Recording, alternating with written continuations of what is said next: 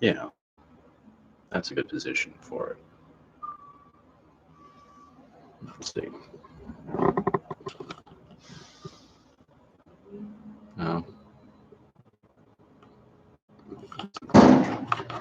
Yeah, there we are. Let's get a little more light.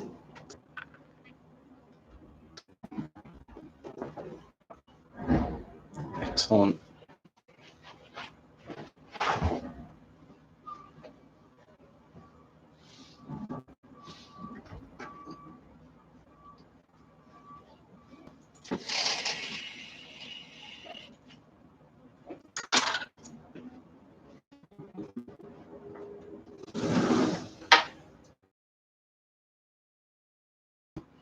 That's nice.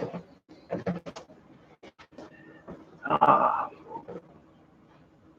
people have arrived.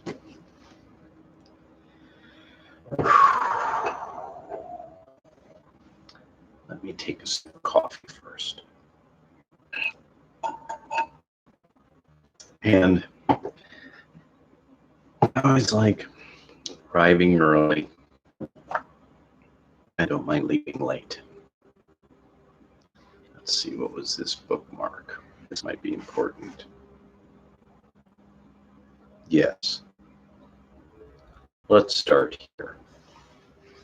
This is going to be a long one.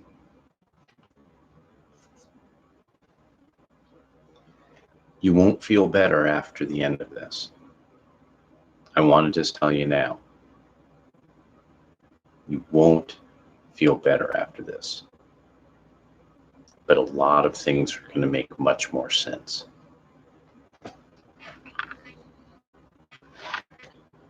From America's Nazi Secret, we'll begin this.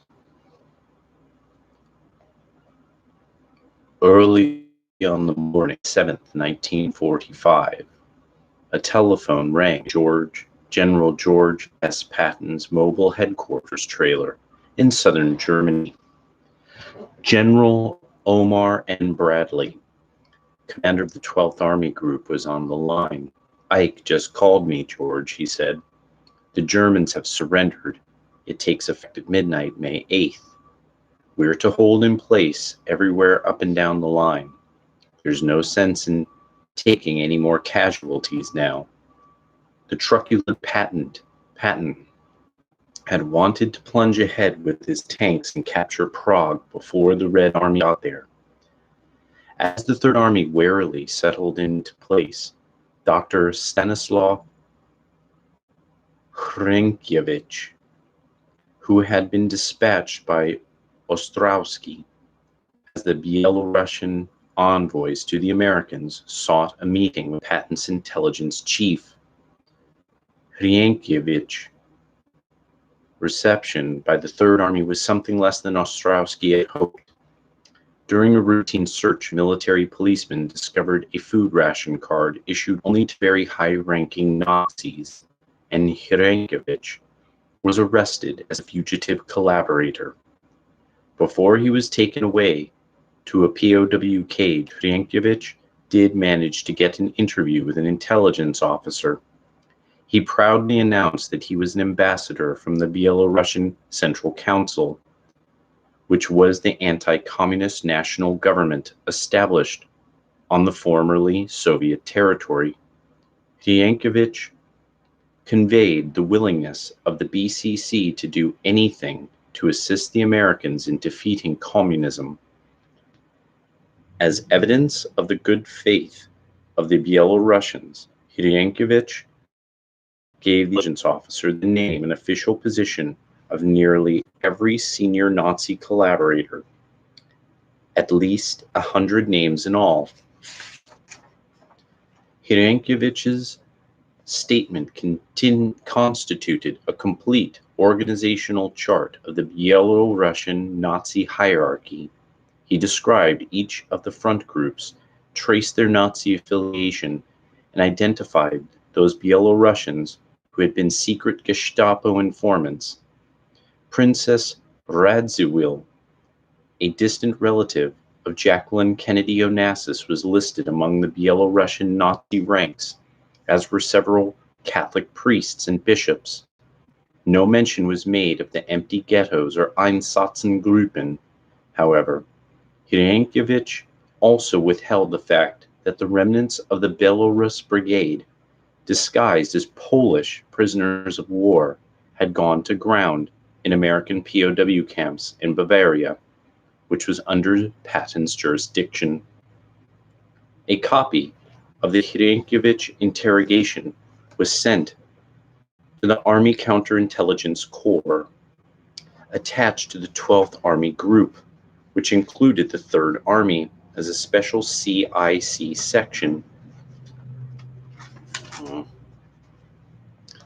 whose primary task was to identify and arrest Nazi war criminals and key officials in every town under occupation. Lists of Nazis wanted for arrest had been compiled for information supplied by the OSS and British Secret Service, and each of them had been placed in arrest category. Category 1 was reserved for high-ranking Nazis, major war criminals, and security threats who were to be automatically arrested. Andriyovych was a Category 1 because of his membership in the Self-Help Group and the Belarusian Central Council in Berlin. Every name mentioned in his report was also given a Category 1 rating and was to be hunted down. But the denazification program was the responsibility of area military commanders, and Patton was lax in rounding up Nazi collaborators. Instead, he repeatedly urged that several of the best Waffen-SS divisions be incorporated into his Third Army so he could lead them against the Reds. When General Joseph T. McNarney, the deputy U.S. military governor of Germany, told Patton that the Russians were complaining about the Third Army's lack of diligence in disarming and confining German units in Bavaria, he snapped, "What do you care what these goddamn Bolsheviks think? We're going to have to fight them sooner or later. Why not now, while our army is intact and we could kick the Red Army back into Russia? We can do it with my Germans. They hate those red bastards." The Belarus Brigade had good reason to be grateful for Patton's reluctance to root out Nazis, especially after they saw what happened to the survivors of Losov's Russian Army of Liberation. At the Yalta Conference, President Franklin D. Roosevelt and Prime Minister Winston S. Churchill had agreed to Stalin's request that any fascists found in their areas of occupation after the war be repatriated to the Soviet Union. Pardon.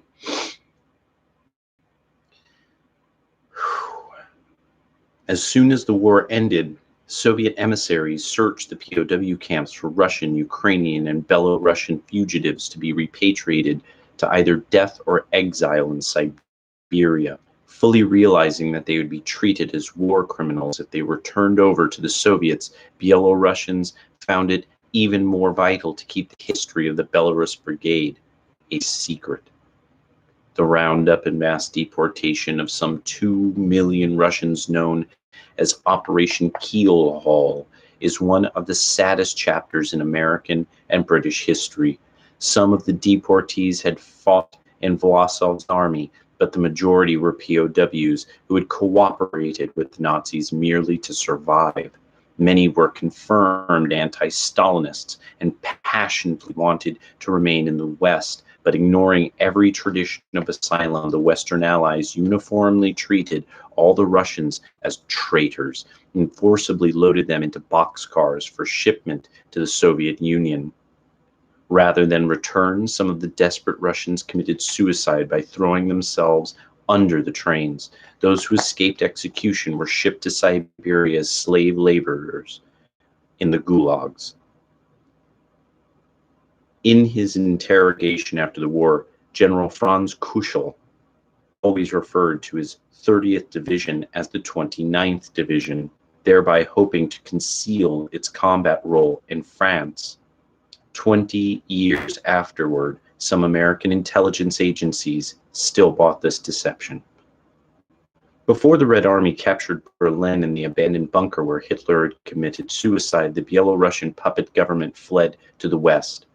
Ostrowski escorted most of the exiled leaders and their families some 300 miles to Höxter in the British zone of occupation, and Abramczyk made his way to the French. Unlike the Americans, who did not realize the significance of the Belarusians and unceremoniously arrested Reinhard, the French knew with whom they were dealing. The first Nazi code cracked by the Ultra operation had been the SS Communications Code, and the British had almost continuously monitored the activities of the Belarusian Einsatzgruppen. They understood what these collaborators had done to gain power, but were willing to employ them nonetheless. Welcome, everybody. I'm hoping you'll have a good day. This won't make you feel better. Disillusionment was darkening relations between the Soviet Union and its allies. Churchill warned President Truman, Roosevelt's successor, an iron curtain is being drawn down across Europe by the Russians. At a Big Three meeting in Potsdam in July 1945, Stalin rebuffed every attempt by Churchill and Truman to question Soviet domination of Eastern Europe, and the conference marked the beginning of the Cold War. Having lost Reinhard Galen and his organization to the Americans, the British had to pick up intelligence assets where they could find them. Even as planning for the Nuremberg war crimes trials was underway, they began recruiting Eastern European Nazis. One of the chief recruiters was Harold A.R. Kim Philby, head of the Anti-Soviet Intelligence Unit of the British Secret Intelligence Service. Kim Philby was a Soviet mole who passed on to his employers information about the defectors while warning the Russians when one of their own agents was about to be unmasked. Abramczyk and the Western Belarusians, maneuvering for independence from Ostrowski, volunteered their assets to the French Secret Service. The French had a long history of engagement in Poland and Belarus, and many had been involved with Vatican intelligence in the pre-war Prometheus program, a Polish effort to instigate an anti-communist revolution in Belarus and the Ukraine. Like the British, the French were willing to overlook the wartime collaboration of the Belarusians. The French approved the establishment of a Polish military mission in Paris, which served as a cover organization for Franco-Polish attempts to recruit the leading members of the Belarus. The word was soon passed to General Patton, presumably via General Anders, that if the Americans were uncomfortable with the Belarusians in their zone of occupation, the French would be more than willing to accommodate them. The news must have come as a relief to Patton. Although he was sympathetic to the anti-communist cause, he could not go on sheltering large numbers of ex-SS members for much longer. The Belarusians were only one of many former SS fighters offering their services to Patton. The Western press was attacking him for his laxness in pursuing the denazification program. If it was learned that most of the Belarus Brigade was living in an internment camp under his command, there would be trouble. The pressure was mounting to do something about the Belarusians before a Soviet repatriation mission arrived.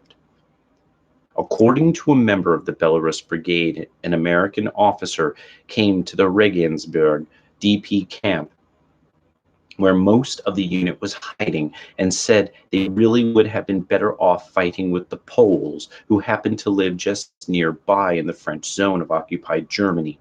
If the Belarusians were to take a stroll in that direction, the French government would be only too glad to give them shelter.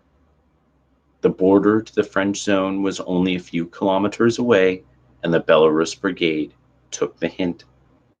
That evening, they noticed that every American guard had been pulled away from the camp perimeter. The camp leader at Regensburg was Franz Kuschel. He was later placed in charge of the Michaelsdorf DP camp, where the Belarus SS was regrouped. If the Belarusian, by morning, they had fled to other DP camps or moved to the French zone. In early October 1945, Patton was relieved of command of the Third Army and as military governor of Bavaria by General Eisenhower. He was given command of the 15th Army, which was largely concerned with historical research and controlled no divisions or occupation area. Among the reasons for Patton's removal from Bavaria was his failure to cooperate with the denazification program. In December, he was fatally injured in a motor accident. For many of the Nazi collaborators, the post-war months in the French zone were an idyllic time. A Belarusian school was opened and a sort of Nazi community in exile was established. The men who presided over the mass murder of the Jews in Belarus were now safely ensconced as employees of the United Nations Relief and Rehabilitation Agency, UNRWA. Stanislaw Stankiewicz was hired as an English language teacher for the camps. Dmitry Kazmovich, former police chief of the Smolensk region and commander of Skorzany's special units, was a refugee rations officer. Throughout the occupied zones, the French and British intelligence organizations sought jobs for their new assets in the camps. It was not only good cover, but provided extra funds, since British and French had no money to pay a large retinue of ex-Nazi puppets. These jobs were often a cover for the real work as recruiters for the Polish military mission. The Polish mission itself was an arm of the British and French secret services, which sought to provide assistance to the government in exile in London. Throughout 1945 and 1946, a task force composed of several of the original Einsatzgruppen guides re-established contact with the now scattered elements of the Belarus Brigade and other Eastern European collaborators hiding in the DP camps. The Belarusian collaborators had been given false identity cards showing that they were discharged Polish officers. The real Polish officers may have grumbled privately, but they kept their mouths shut. General Anders was assassinated soon afterwards. The chief document forger for the BCC was Yuri Bartoshevich. During the war, he had run Nazi warehouses in Minsk that stored arms and food for the German troops. He also collected valuables extorted from the Jews. In 1944, General von Gottberg had appointed him Minister of Administration in Ostrowski's government. Bartoshevich's staff apparently made new identities for each of the leaders of the BCC just before the war ended. Most of the members of the Belarus simply changed their names from the Belarusian spelling to the Polish, and the confusing conversion from the Cyrillic alphabet to the Latin was enough to conceal their identities. Ostrowski replaced Ostrowski, O-S-T-R-O-W-S-K-Y, replaced A-S-T-R-O-U-S-K-I. Yasiuk, J-A-S-I-U-K, replaced Y-A-S-U-K. Sobolewski replaced Sobolewski. Franz Kuschel replaced Franziszek Kusiel. The forging operation had intelligence implications as well. Large numbers of Belarusian Nazis had been trapped behind enemy lines, and all through the summer and fall of 1945, survivors came trickling into the Western Allied zones of Germany. Travel through the Soviet zone was still possible. Some German units were operating in chaotic rear areas despite the end of the war. Each arrival brought news of Soviet military activity and troop movements. The Byelorussians combined these bits of gossip and fact and printed them up to look like captured Soviet documents. Those who had served with Ostrowski in Vortkommando, Moscow, had ample experience with several Soviet documents when they pillaged the offices of the Minsk NKVD in 1941. A large number of these authentic but out-of-date documents had been taken to Germany when the Belarusian collaborators fled in 1944 by mixing real documents with the newly concocted reports. The Belarusians hoped to convince the Allies that they possessed an active spy network behind the Soviet borders. The sale of these documents from the Belarusian paper mills brought in a sizable income during the first years after the end of the war. After 1946, however, the last trickle of border crossers was cut off by the Soviets, and the Belarusians lost most of their contacts with the homeland. Realizing that the Allies could not officially embrace a government created by the Nazis, Ostrowski called the fugitives out of hiding at the end of 1945 to create another front organization.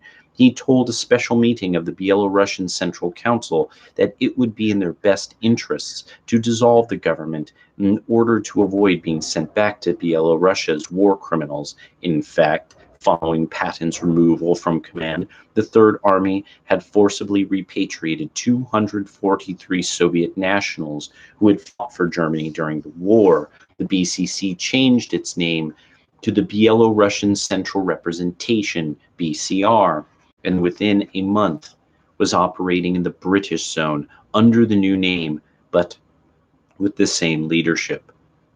But whatever unity had prevailed among the exiles was already splintering. Factionalism in the bane of emigre political organizations, increasingly remote from the reality of their homelands. The exiles exist in a hothouse atmosphere that breeds a mixture of intrigue and paranoia. Each faction becomes convinced that it alone is the legitimate instrument of struggle for national liberation, and the fights between them take on the bitterness of a family argument.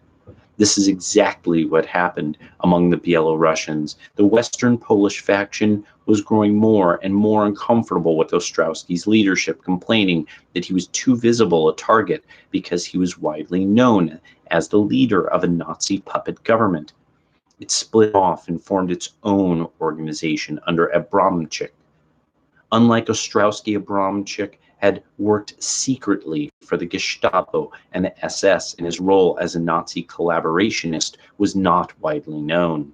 To be sure, he had participated in Ostrowski's government in exile in Berlin as intelligence minister, but it would be difficult to connect him with the atrocities committed in Belarus. Moreover, Abramczyk had a front organization of his own to offer the Allies, the Byelorussian National Republic, which had been established following the Russian Revolution and had set itself up as a government in exile in Paris.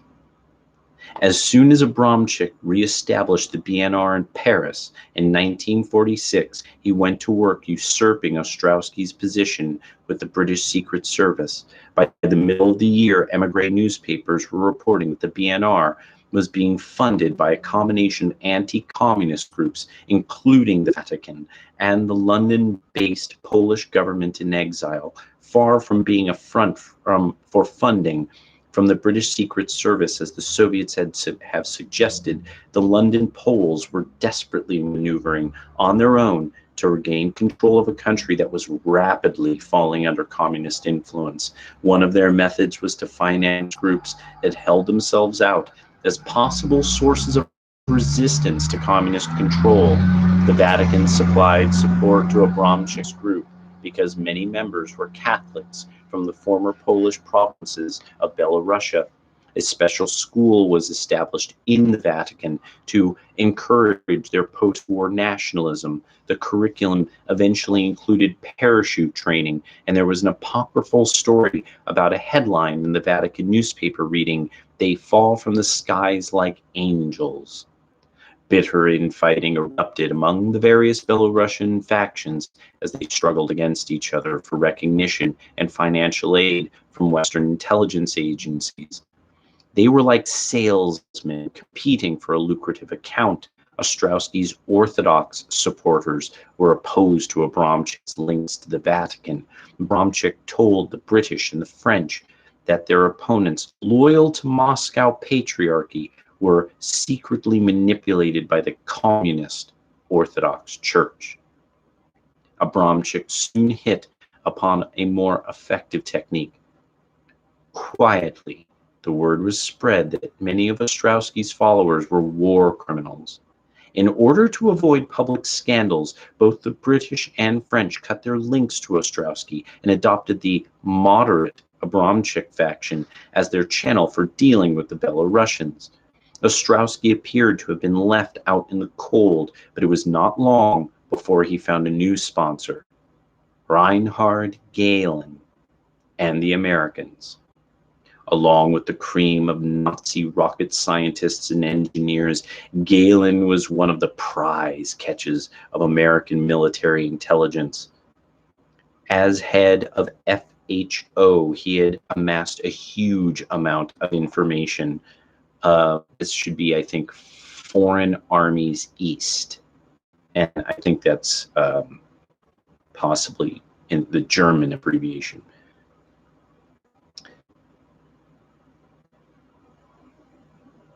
Even after the Germans were driven from Russia, Galen coordinated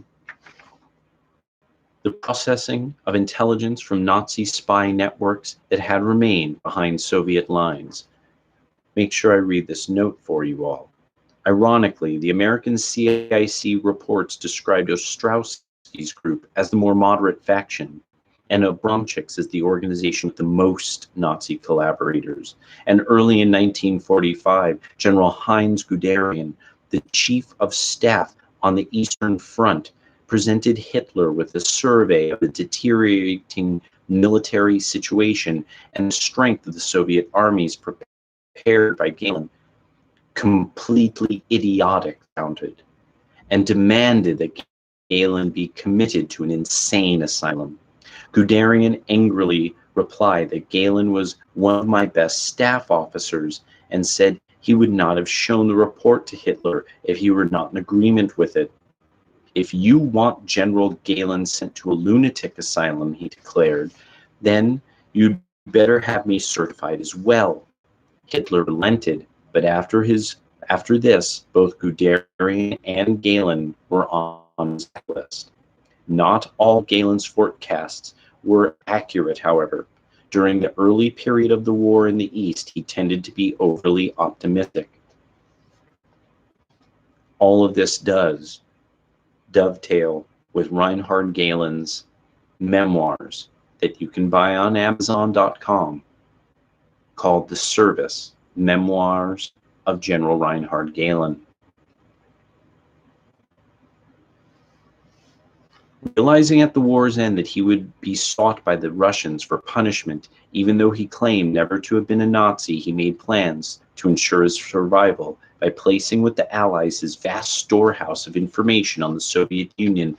Like many others before the alliance between the Russians and the West would collapse, in anticipation of that day, Galen microfilmed his entire Soviet intelligence file, stored the microfilm in steel boxes, some 50 in all, and buried them in the Bavarian Alps in the path of the Americans to whom he and his staff surrendered in May 1945.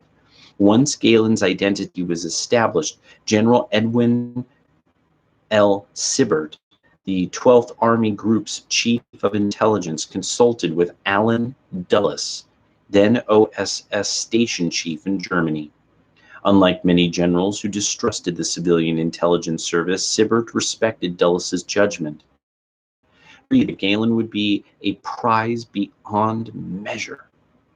Through him, American intelligence would obtain an unprecedented opportunity to develop an anti-communist network in Soviet territory, fearing that the Russians, who were searching for Galen to settle old scores might get wind of the fact that he was in American hands, the military decided to send him to Washington for extended interrogation.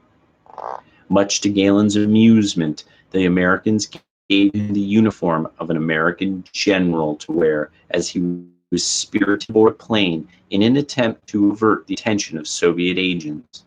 Upon his arrival in America on August 22, 1945, he was put in civilian clothes and installed in an honored prisoner in the interrogation center at Fort Hunt, just across the Potomac from Washington, where Nazi VIPs such as Gustav Hilger were interviewed. There, Galen received a steady stream of visitors from the faction-ridden American intelligence community, each of whom had his own ideas how this windfall should be best used. From their conversations and from Washington newspapers he was permitted to read, Galen discovered that his interrogation coincided with an intense struggle among U.S. intelligence agencies for control of future operations. Rather than being a supplicant, he now found himself the center of a bureaucratic tug of war. The American intelligence system was almost as complex as the Nazi apparatus, and the infighting among its members was equally Byzantine. Until World War II, the United States had no centralized intelligence agency. There were the Army's G2, Navy's ONI, the State Department's Small Research Bureau, and the Federal Bureau of Investigation's activities in domestic counter-espionage. Devastating Japanese attack on Pearl Harbor spotlighted the lack of cooperation among these agencies and the vital need for coordination. President Roosevelt authorized the creation of the Office of Strategic Services to meet this end and appointed Colonel William J. Donovan, a World War I hero and an old classmate, from Columbia Law School as its head. Wild Bill Donovan shaped the OSS in his own image. Flamboyant and daring, he recruited agents from among Wall Street law firms, Ivy League schools, and big corporations. The old-line military intelligence agencies, contemptuous of the new organization, claimed its initials stood for "Oh So Social." Nevertheless, after a shaky start, the OSS achieved a credible record in the secret war against the Nazis and the Japanese. Impressed with the success of the OSS, Roosevelt planned, as the war neared its end, to create a permanent, centralized intelligence organization with Donovan's agency as its nucleus. But he had failed to reckon with J. Edgar Hoover, the longtime chief of the FBI. Note: the rivalry between the FBI and OSS was intense. When Hoover learned that the OSS had penetrated the Spanish embassy in Washington and was secretly photographing code books and other documents belonging to the Franco regime, he decided to put an end to it. One night after the OSS had broken into the embassy, 2 FBI cars pulled up in front of the building and turned on their sirens. The entire neighborhood was awakened, and the shaken interlopers fled. Donovan protested to the White House, but instead of reprimanding Hoover, the president ordered the infiltration project turned over to the FBI. The State Department's intelligence operation was unable to rival the military's growing dominance of the field because it was hampered by congressional charges that some of the transferees from the OSS had strong Soviet leanings. Hoover believed that he, rather than Donovan, should head such an intelligence apparatus. A plan prepared by Donovan for the president's consideration was leaked to the rabidly anti-Roosevelt Chicago Tribune, which warned that FDR was trying to create an American Gestapo. Following Roosevelt's death, the generals and admirals, who had also resented Donovan's power, persuaded President Truman to disband the OSS as of October 1st, 1945. The surviving intelligence agencies began competing for the remains of Donovan's organization. The War Department took over the OSS counterintelligence section, where it became the Strategic Services Unit. After its entire staff threatened to resign if they were forced to work for Hoover. 15 as a result, the task of detecting Soviet spies became split between the FBI and the Army, a division that would later have tragic consequences. The State Department obtained the political intelligence section of OSS, including all its files. Reinhard Galen benefited from this struggle. Each of the American agencies coveted his services, and he dictated a high price for them. Galen entered into a pact with the U.S. government and returned to Germany in July 1946, where he was permitted to establish his own intelligence empire. He was under contract to the Americans with the understanding that once a German government was established, he would be transferred to its authority. April 1st, 1956, Galen became the chief of Bundesnachrichtendienst, or the BND, the official intelligence service for the Federal Republic. He retired in 1968. The U.S. Army and Navy, State Department, and the FBI were each to receive intelligence Galen produced, but access to his original sources would be strictly limited. Galen had good reason to be cautious. He needed to keep the Americans from learning how badly his organization had been penetrated by the Soviets during the war. He possessed a pipeline to the Soviet Union, all right, but it would be years before the Allies learned that that pipeline flowed in both directions. Upon his return to Germany, Galen began to reassemble his staff of intelligence analysts at his headquarters in Oberursel near Frankfurt. Former members of the FHO staff in American prisoner of war cages were surreptitiously released to Galen's custody. American military law prohibited him from employing war criminals and ex-members of the SS or Gestapo, which had been indicted as criminal organizations at Nuremberg trials, but Galen reasoned that what the Americans did not know would not hurt them. Blacklisted men were hired and given aliases and false personal documents so he could claim he knew nothing about their past associations. Only one problem remained. Where would Galen obtain sufficient amounts of raw intelligence for his machine to digest and process? The Americans were pressing for immediate results to justify the substantial amount of money, not to mention the risk involved in setting up the Galen organization. Galen had a solution. During much of the war, the headquarters of FHO had been in Smolensk, part of the territory that was intended by the Nazis for absorption into Byelorussia. The leader of the collaborators in Smolensk was an energetic Byelorussian nationalist named Radoslaw Ostrowski, who had impressed Galen and commanded a network of secret informers who could provide a great deal of intelligence. Galen learned that Ostrowski was hiding in the British zone and proposed a plan for collaboration. In return for information collected by Ostrowski's network in the displaced persons camps, Galen offered him the prospect of protection from prosecution for war crimes, courtesy of his American sponsors. A DJ Isolated. This is going to be a very long stream, so you might want to get some refreshments.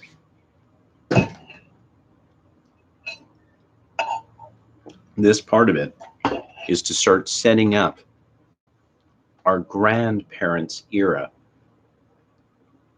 of how this all started, because this all will come together when I read what's happening in our time. Well documented. All of you saw it. Some of you will not even believe that you actually saw this. It became memes.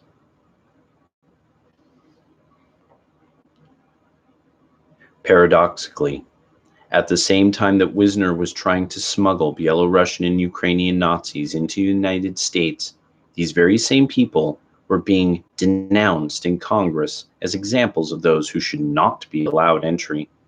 In the 1948, Congress approved the Displaced Persons Act, which permitted some 400,000 refugees to come to America, but only after extensive debate because of widespread concern, that war criminals might slip through the screening process. The strict standards established by the International Refugee Organization, IRO, to ban war criminals, Nazi officials, and collaborators from emigrating were tightened by Congress. Even mere membership in any movement hostile to the United States was made sufficient cause for denial in an immigration visa. On August 7, 1948, during the debate on the DP bill, Congressman Arthur G. Klein of New York cited Stanislaw Stankiewicz as an example of the war criminals hiding in the refugee camps, who should never be permitted to enter the United States. Klein inserted into the Congressional Record Appendix an article prepared by an OSS officer who was then assisting the Nuremberg prosecution, giving a detailed account of the Borisov massacre and other atrocities in Belarus and the Ukraine. The documentation included Sergeant Sunikin's report on the events of October 19, 1941, which had been entered as evidence at Nuremberg. For the first time, Congress learned of the Holocaust in Belarus as Klein read Sonikin's account of the slaughter of 7,000 Jews in Borisov. He also noted the OSS agents' belief that among the refugees in the European camps were many Eastern European Nazis, including Stankiewicz, who were trying to emigrate to America.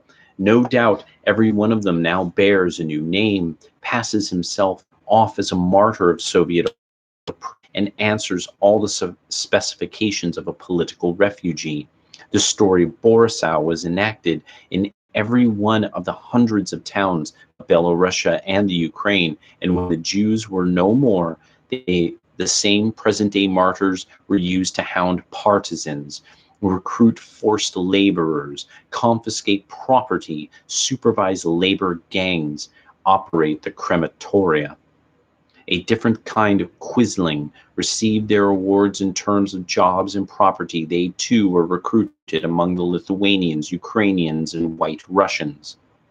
Nuremberg document EC 326, a memorandum dated November 26, 1942, on the treatment of Poles, instructed the Nazi administrators in Poland to take care that, in particular, mayors, district, and region chiefs of Polish nationality or pro-Polish leaders of large industrial plants in the states will be dismissed and replaced by members of other nationalities, Lithuanians, White Russians, and Ukrainians. The Polish language must neither be put on the same level nor be preferred to the use of Lithuanian, White Ruthenian, or Ukrainian.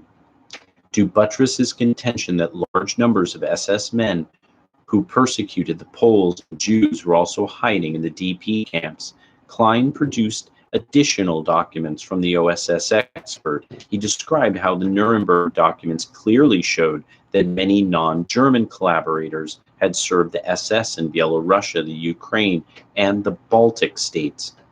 The Baltic and Ukrainian collaborationists proved so loyal to their Nazi masters that the latter incorporated them in the elite corps in the SS. For a non-German to qualify for membership in the SS, he would need to have proved his total loyalty to Himmler, in short, to be a super killer. An isolated report, 1137-PS, October 19, 1944, indicates the Nazis were few, widely distributed, stationed almost entirely in the towns, and lost in the maze of villages. To carry out the confiscations, requisitions, recruitment for forced labor, the Nazis used a large force of collaborationists made up of local residents, without whom these tasks could not have been carried out. Alerted by such testimony, Congress intended to make certain that Stankovic and others responsible for equally horrifying atrocities would never be permitted to enter the United States. Even persons who had merely been members of collaborationist movements were to be barred.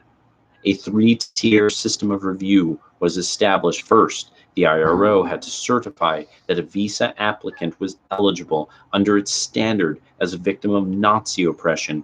Then, the CIC would investigate to determine whether the applicant had ever been a member of a movement hostile to the United States. After CIC clearance, a U.S. Displaced Persons Commission created by the law would require an American organization to sponsor and certify that the applicant was of good moral character and had a job waiting for him in the United States. Only then could the State Department issue an immigrant visa. As soon as the Displaced Persons Act became law, American religious and charitable organizations went to the DP camps of occupied Germany to sponsor refugees for immigration. Among the camp leaders who played a key role in selecting worthy candidates for emigration were Franz Kuschel of the Belarus Brigade and Stanislaw Stankovic of Borisov. The CIC was proud of its role in helping to assure that Nazis were barred from entering the United States.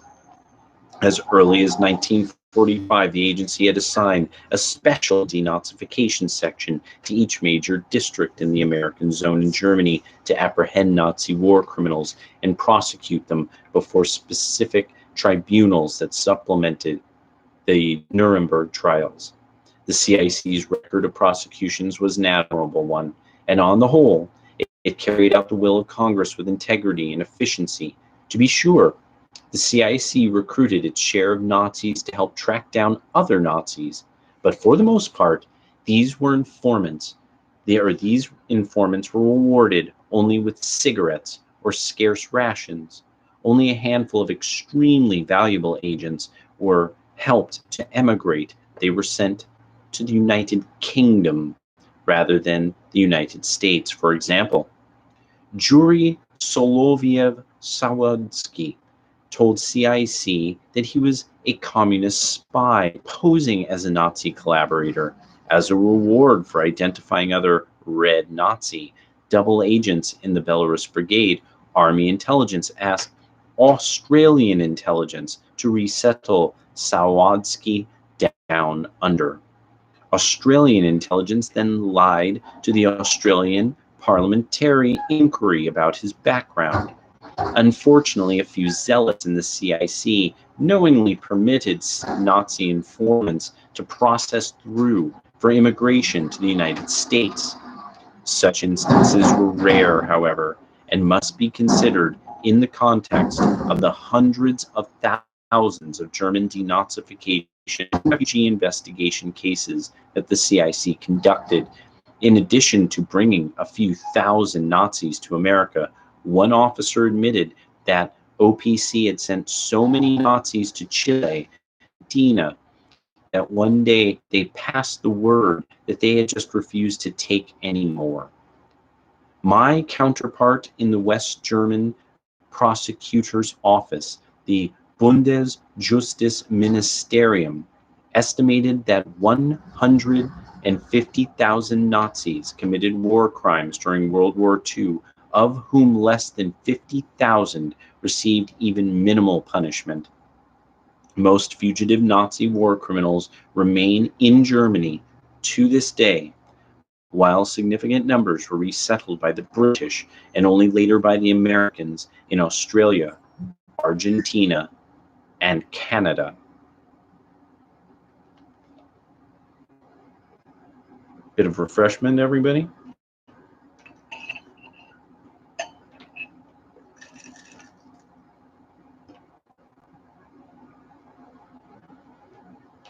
This has been a bit of a burden for me to know.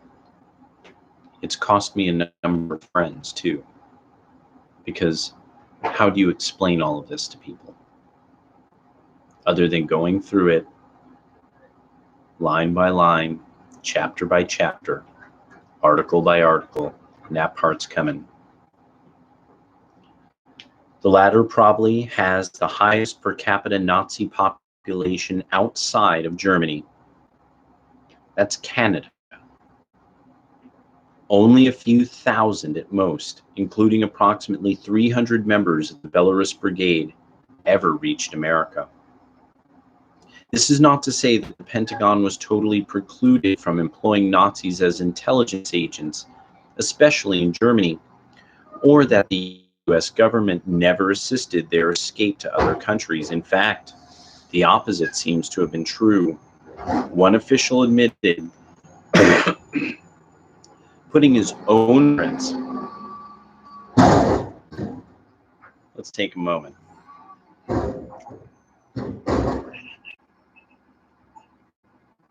Yes, indeed, Douglas. Knowing doesn't help,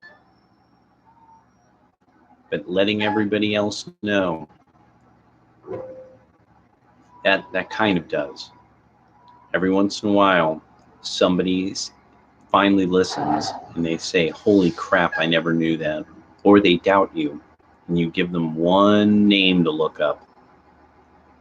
And finally, they're like, I looked that up, and they don't know what to quite do with it, what to quite make of it. But at least now they know.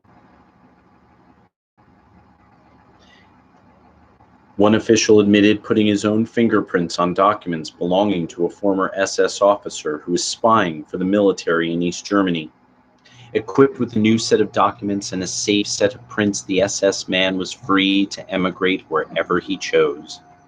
Although it was a violation of the Treaty of Montevideo to assist Nazis to find shelter in the Western Hemisphere, the Pentagon, at least where its own interests were concerned, was willing to ignore any Nazi migration to South America.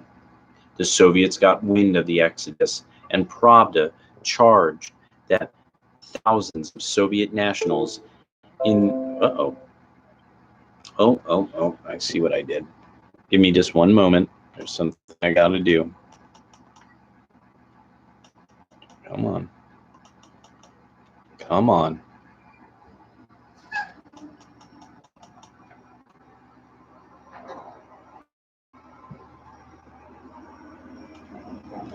There we are. Sorry. There's another screen that I got going on another device, and I needed to keep it going because the power settings on this strange TV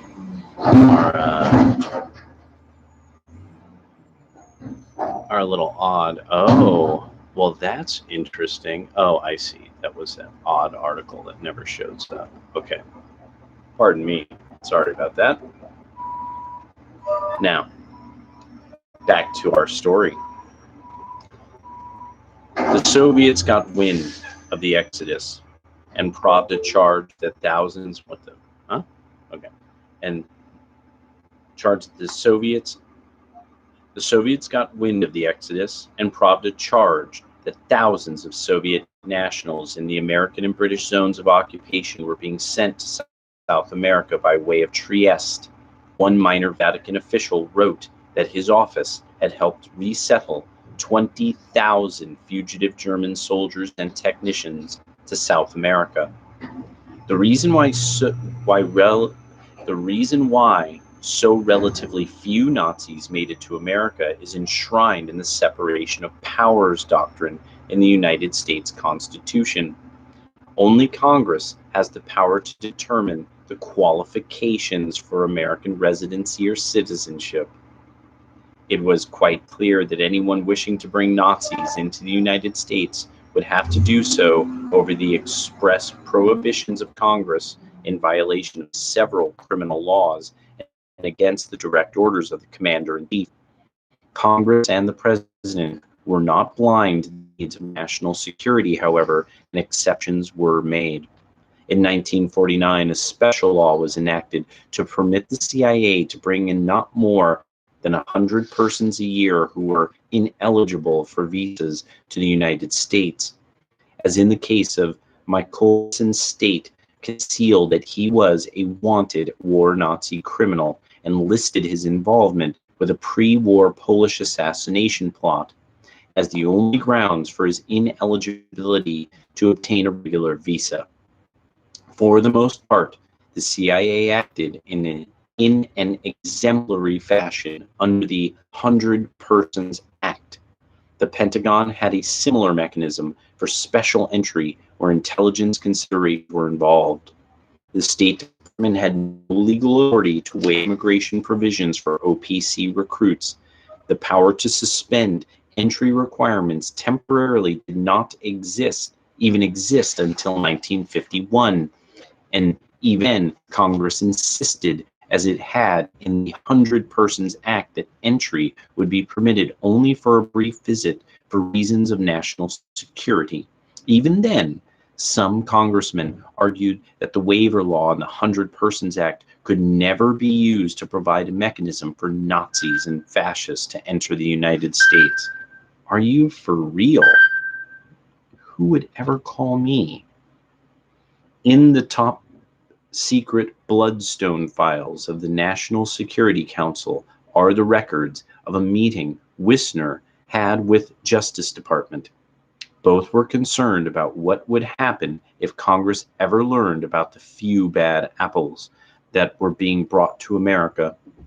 The Deputy Attorney General explained to Wissner that there was no legal way justice could accomplish this, so the best approach would be to shift the blame to the Army, which was much more likely to escape congressional wrath. Wissner concurred. Wissner's plan to build an anti-communist liberation movement required that large numbers of freedom fighters be brought to America, but it was too substantial an operation to escape CIC scrutiny. Inasmuch as Attorney General Tom C. Clark was helping prepare the Nuremberg war crimes prosecutions, Wissner knew not to push his friends at justice while Truman was still president. As the Deputy Assistant Secretary of State for occupied countries, Wissner had already placed his own agents in key State Department visa offices, and his involvement in Operation Paperclip helped him learn how to circumvent the CIC screening process. In recruitment, the German scientists, the Pentagon's Joint Intelligence Objectives Agency, reported to the State Navy War Coordinating Committee, a predecessor of the National Security Council. In the State Department's 1947 telephone directory, the room assigned to the SNWCC liaison at state was also the office of Frank Wissner, Deputy Assistant Secretary of State for occupied countries. According to the State Department security officials, this office had almost unlimited access to the visa channels of persons wishing to emigrate to America from occupied Germany. There was a weak point in the CIC system.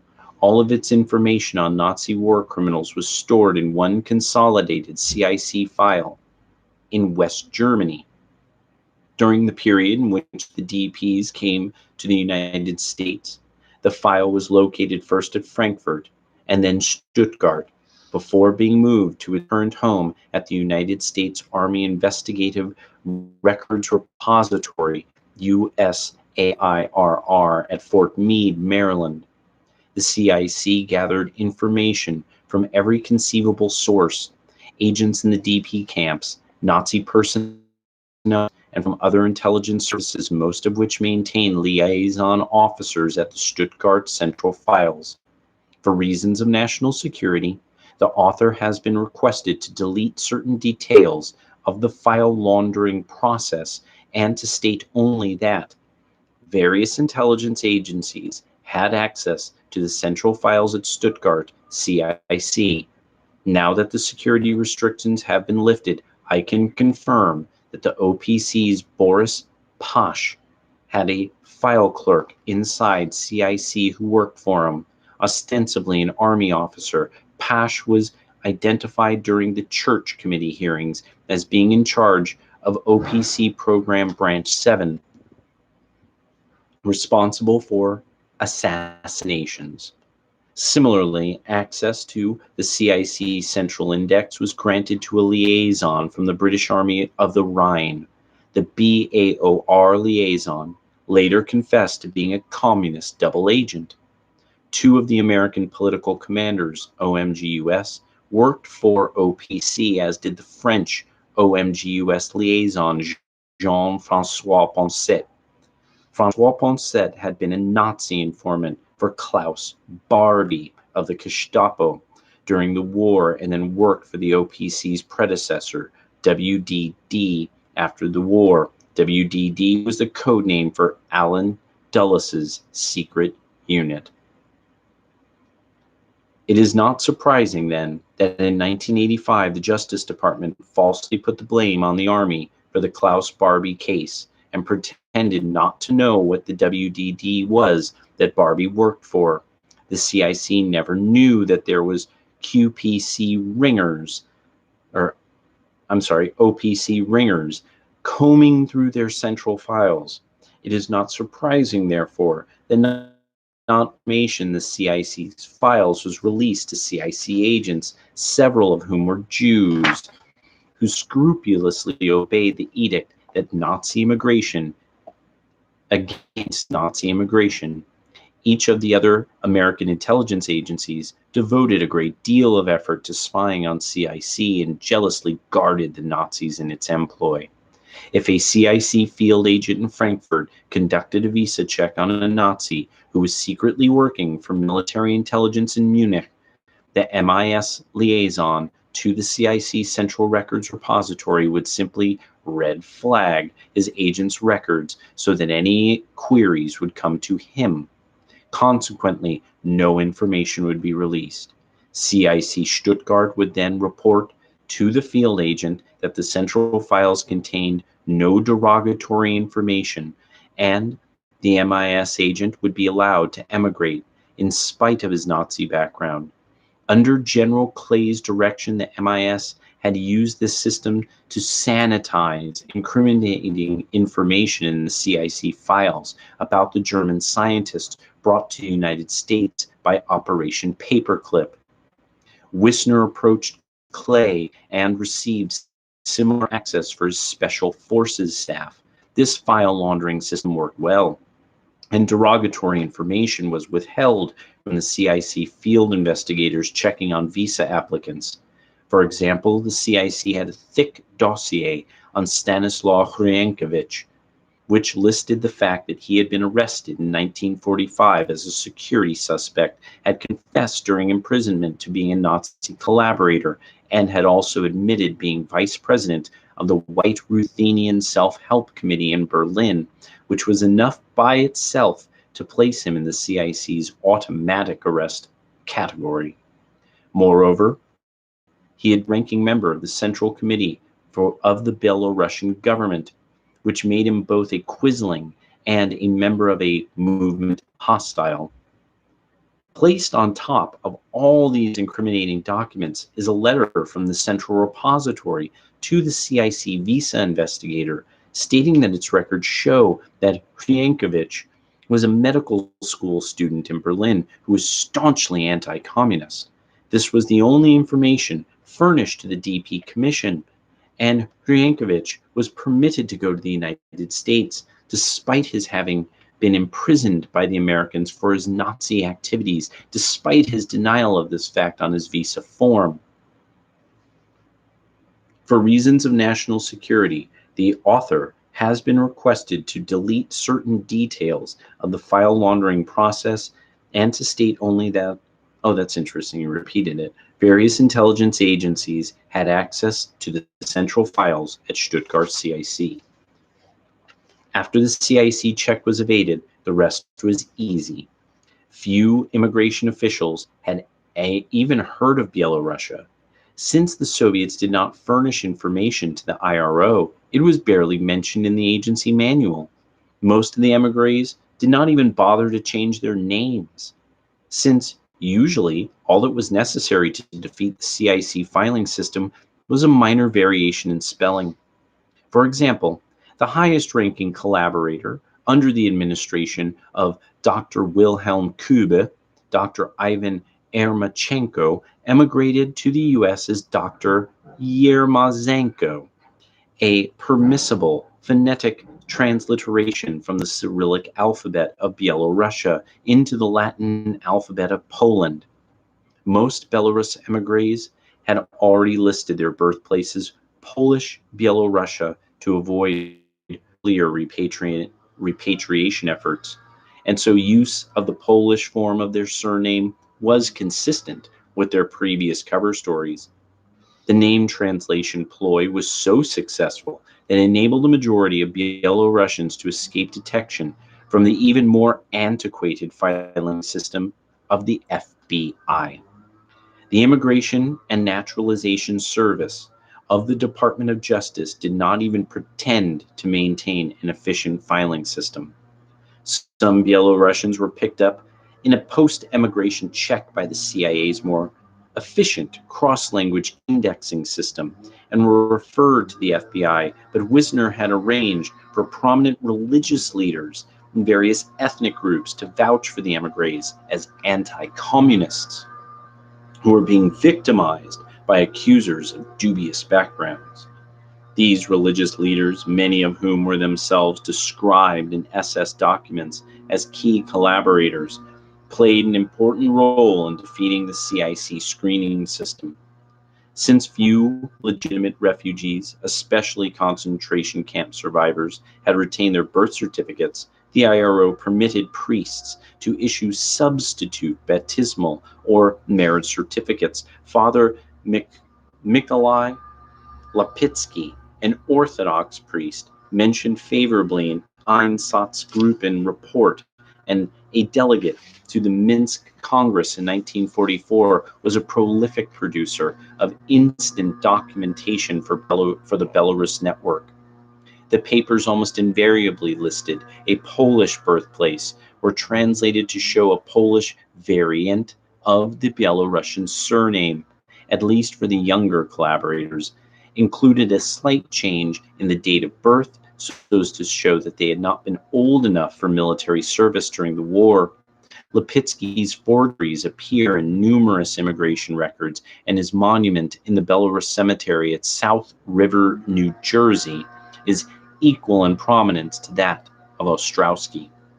Some of the Belarusian Nazis, however, had become so notorious that merely withholding information from the CIC would not be enough. Kuschel, for example, the formerly mentioned Franz Kuschel, had already been described in the 1948 CIC Consolidated Orientation and Guidance Manual as the Belarusian Minister of War, a member of the puppet government and the leader of the Regensburg DP camp. It was one thing for the CIC to ignore General Clay's favored Nazis while they were living in Germany. It would be another to defy Congress and clear them for visas. Apparently acting on instructions, Kuschel moved to another part of Germany where he was less well known, and there applied for a visa to the United States. The local CIC investigator reported to the DP Commission that Franz Jacques Kuschel was a high school teacher from 1936 to 1939 in Poland, worked on his parents' farm at Dory in Poland. From 1939 to 1943, was employed by the AEG company in Berlin from 1943 to 1944, presumably as a slave laborer, and until the end of the war was a farm worker in Geisling, Germany. Not only had the spelling of Kuschel's name been changed, but his entire background had been forged. In fact, central CIC files in Stuttgart contain several indexes for Kuschel under various spellings, by which clearly established that he controls the White Ruthenian Veterans League and was also the leader for the German SD. USAIR file number, and it's a long thing, and was the same Kuschel who was in the 29th SS Grenadier Division, Russisch No. 2, which later became the Belarus Brigade of the 30th SS Division. Other CIC files connect Kuchel's Veterans League with reports of an anti-communist guerrilla force being recruited by Americans in the DP camps. The files also list Kuchel as a former cabinet official in the Nazi puppet government of Byelorussia. Not only was this information withheld from immigration officials, but a cover story had been fabricated in its place. Kuchel was issued a visa at Munich on May 18, 1950. In New York, he established a front group for Wissner's Office of Policy Coordination. He then became an FBI informant and betrayed OPC's plan to recruit Belarusian ex-Nazis for paratroop operations behind Russian lines. Nice work for a former SS general. Stankovich's route to the United States was less direct. Having emerged unscathed from his denunciation by the Soviets in 1948, he had been put to work running an OPC-funded newspaper for Belarusian émigrés in the American Zone DP camps.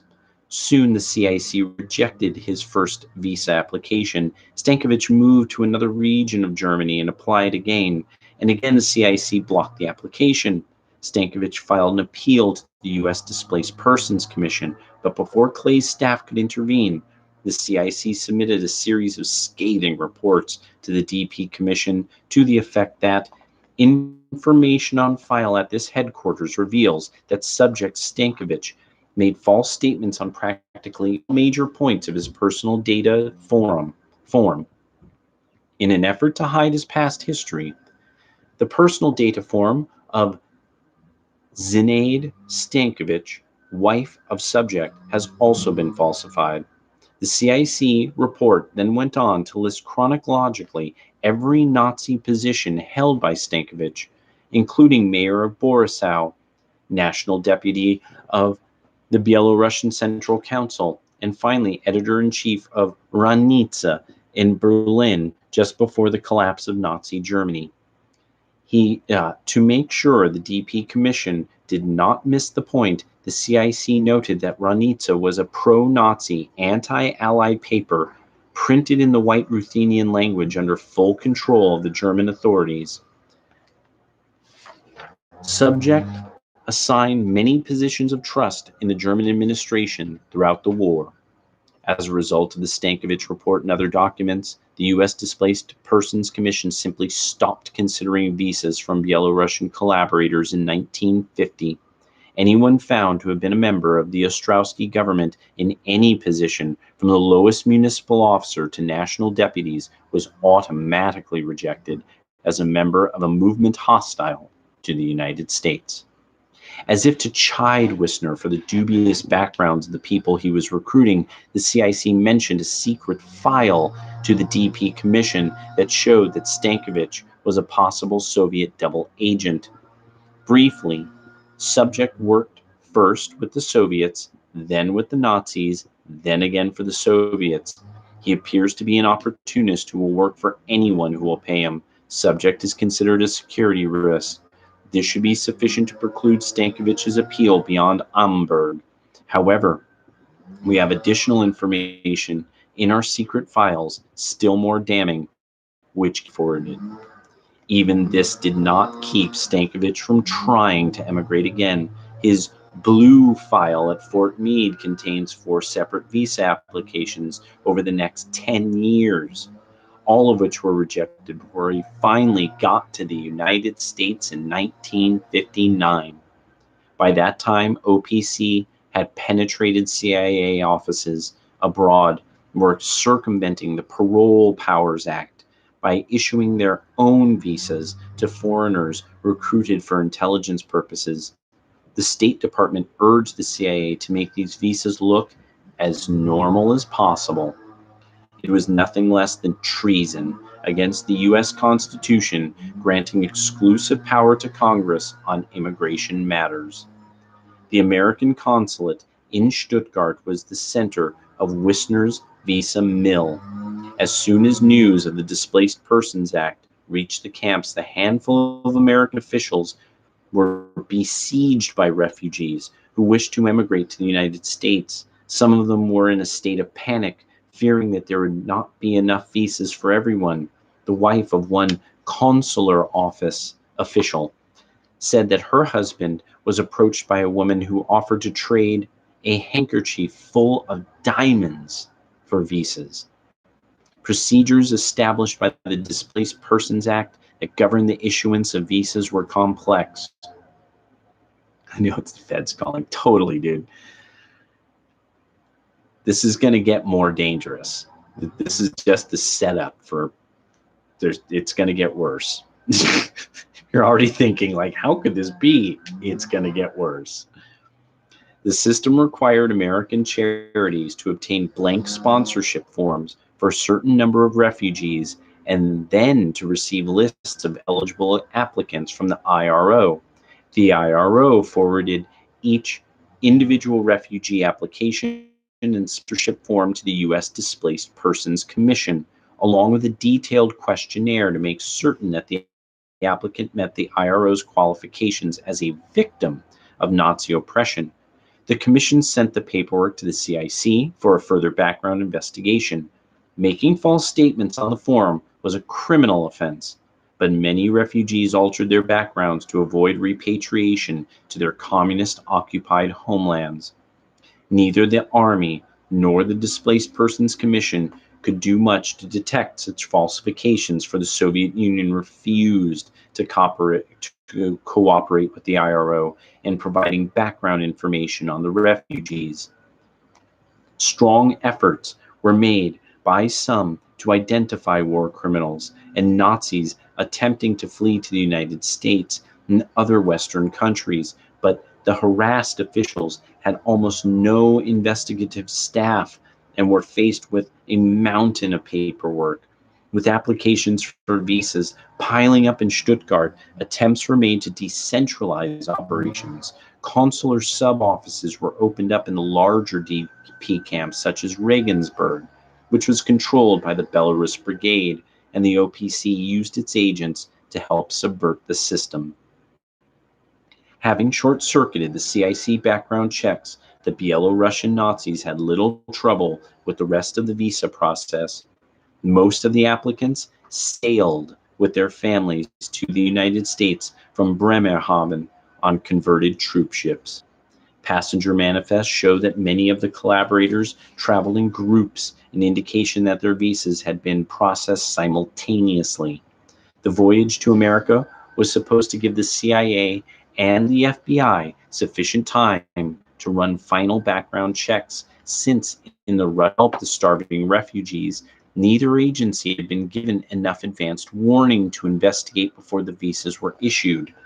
And a note here, at least one Belarusian Nazi entered the United States illegally from Canada and came back and forth several times.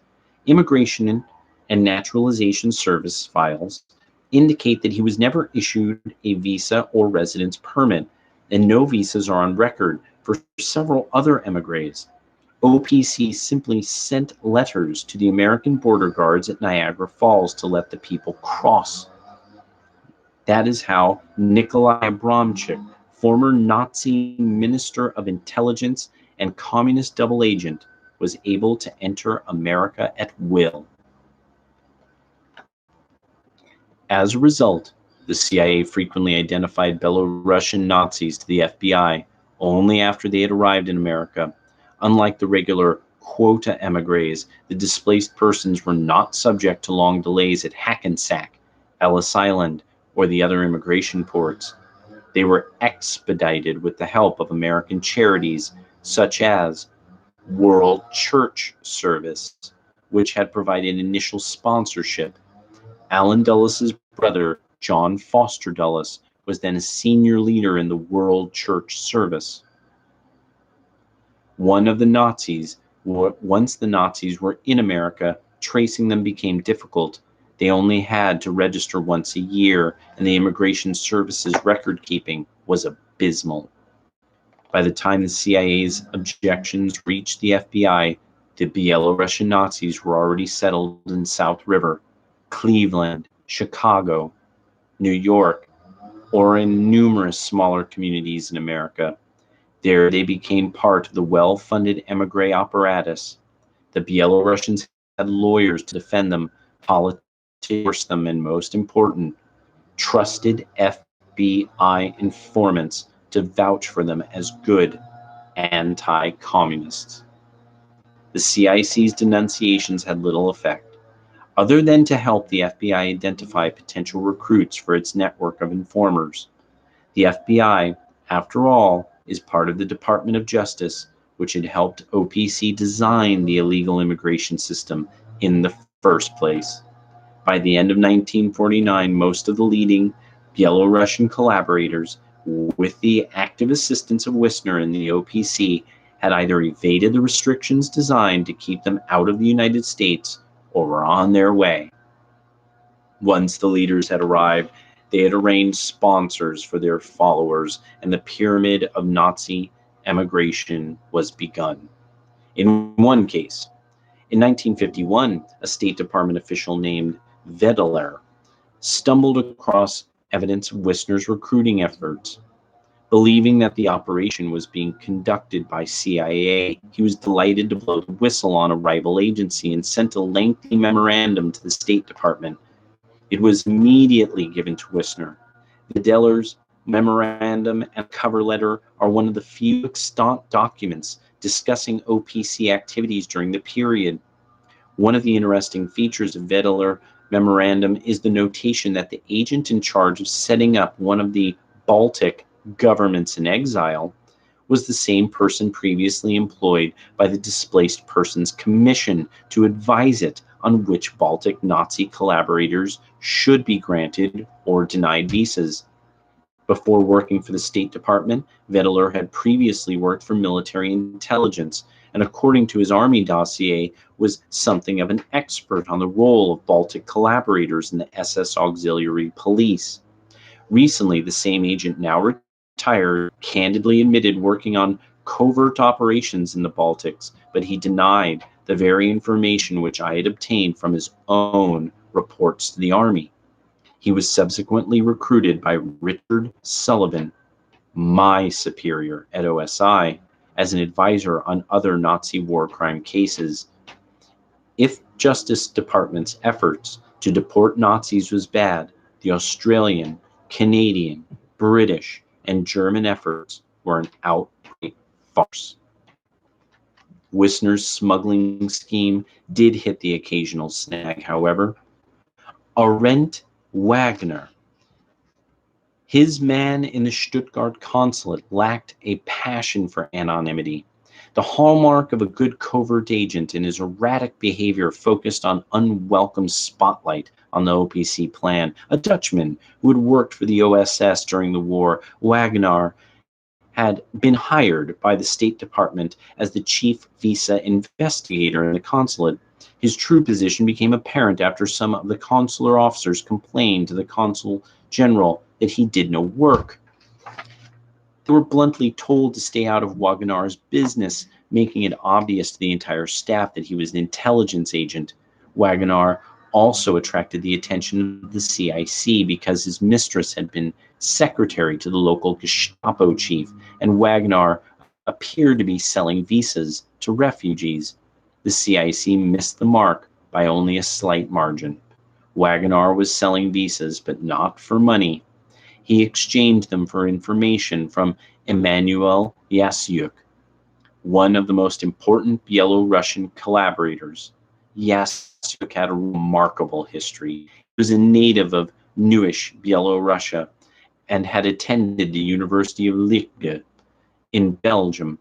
Following graduation, he and his wife attempted to be living as school teachers during the harsh Polish occupation of Belarusia. When the Soviet Union annexed his homeland in 1939, Yasyuk fled, along with many other anti-communist intellectuals, to German-held Warsaw. There, he worked with other disgruntled teachers who formed the hard core of pro-Nazi nationalist agitators. He was among the first to join Belarusian self-help committees sponsored by the SS in 1940 and 41. When Dr. Six came to Warsaw to recruit guides for his Einsatzgruppen, Yasyuk was an early volunteer. He returned to Belarus Kletsk. With broad Slavic features, almost always wreathed in smiles, Yasyuk was regarded as an amiable fellow. One of his main tasks was to draw up lists of Polish intellectuals and communist sympathizers for Germans. The Einsatzgruppen swept through Kletsk, rounded up hundreds of suspects at Yasyuk's direction, and murdered them. In 1942, Yasyuk, now county chief or Kreisleiter, was energetic in preparing the final solution of the Jews in Kletsk. Yasyuk's police herded all the Jews in the area, thousands of men, women, and children, into a barbed wire compound in the middle of the city. The usual pattern of extortions, threats, and increasing acts of violence followed until Yasyuk arranged the massacre of the entire ghetto. Soviet eyewitnesses, Jewish survivors, and some of Yasyuk's colleagues, who later informed on him, reported that his police did not repeat the mistakes of Borisov. They dug large trenches behind Marinskaya Church in Kletsk, out of sight, but within walking distance of the ghetto. The Belarusian police lined the roads and escorted the Jews in columns of 100 men first, according to the familiar pattern, then women and children. A small detachment of Germans and specially selected Belarusians accomplished the actual execution. Guards were left atop the graves until the ground stopped trembling and the muffled cries were still. There was no chance for anyone to crawl out. In one day, Yasyuk murdered the entire Jewish population of the county, conservatively estimated at more than 5,000 people. The Nazis took notice of Yasyuk's efforts and promoted him to county chief of Stolpe, a much larger area.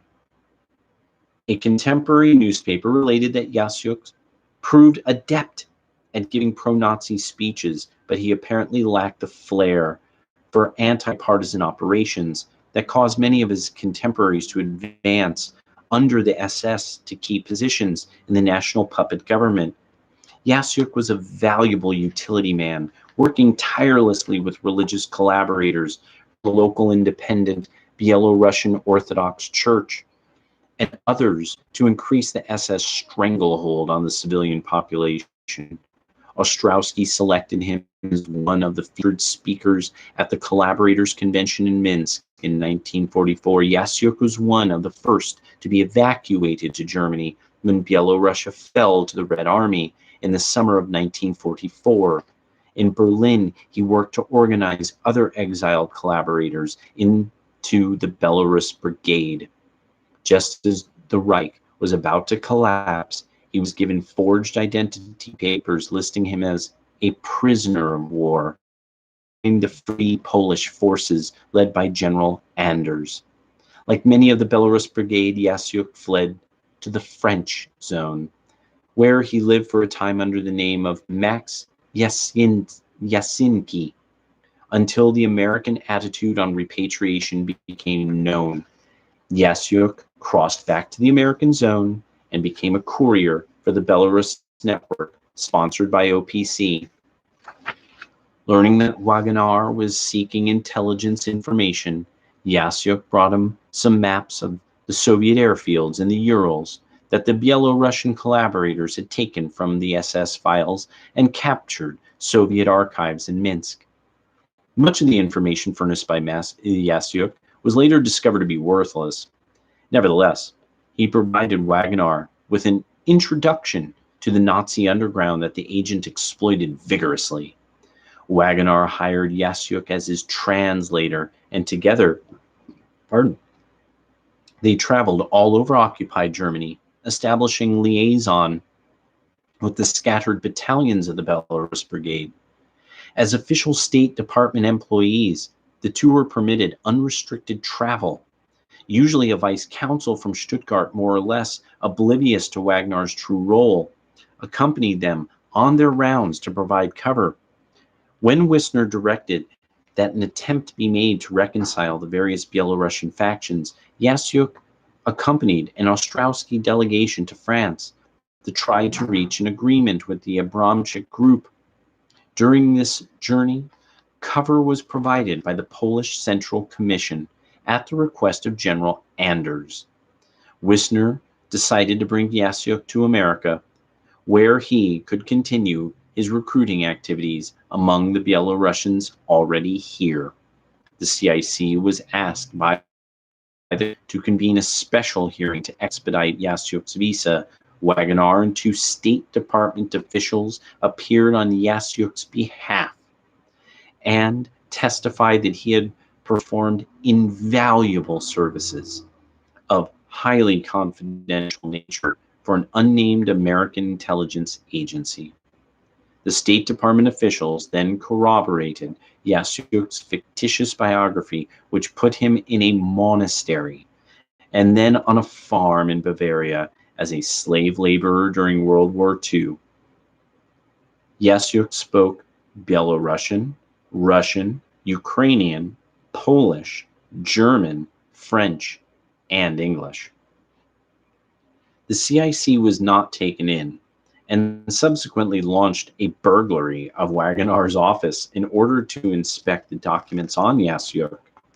They recognized most of Yasyuk's paperwork as recently produced forgeries and notified the State Department that they were preparing to arrest Yasyuk and Wagonar.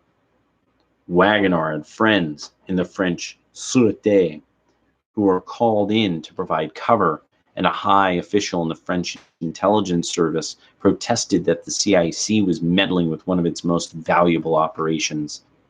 After being reprimanded by the State Department, the CIC dropped its investigation of the allegations that Wagonar was selling visas. Within a few months, after Yasyuk had emigrated, the CIC received a tip from an informant linking Yasyuk to Dmitry Kazimowicz, the former Smolensk police chief who had applied for a visa. The CIC learned that Kazimowicz had been previously rejected for immigration and had been taken into custody for falsifying a visa application. Under questioning, Kazimowicz ran through a variety of stories and false identities before acknowledging that he was being recruited by the Americans for a secret intelligence mission. The OPC tried to persuade the CIC to drop the charges against him, but the CIC sensed there was something suspicious about the connection between Kazimowicz and Yasyuk. The agency pressed ahead with the case against Kazimowicz until State Department officials requested that he be released. In return, State promised to make certain that he would never receive a visa to come to the United States. Instead, Kazimowicz was smuggled to England, where he lived under the name of Zarechny.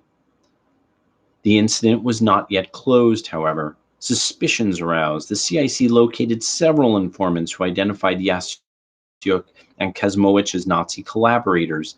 In fact, Kazimowicz was a cousin of Michael Vitushka, who had led the Black Cat guerrilla band behind Soviet lines at the end of the war. Kazimowicz himself had undergone parachute and commando training at the SS school at Dahlwitz, but had fled to Switzerland at the end of the war. The CIC had obtained a copy of a letter from Yasyuk to his old friend Captain Wagner. The copy is in Wagonar's CIC file.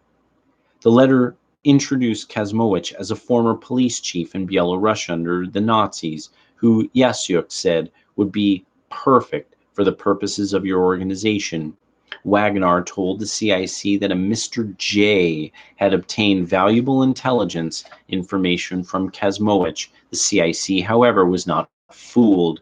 The CIC investigators now realized that Yasyuk was the central figure in a Nazi underground railroad that assisted war criminals to come to the United States, and they blamed the Air Force, which they believed was Yasyuk's controller, for allowing it to operate. The Air Force was mystified.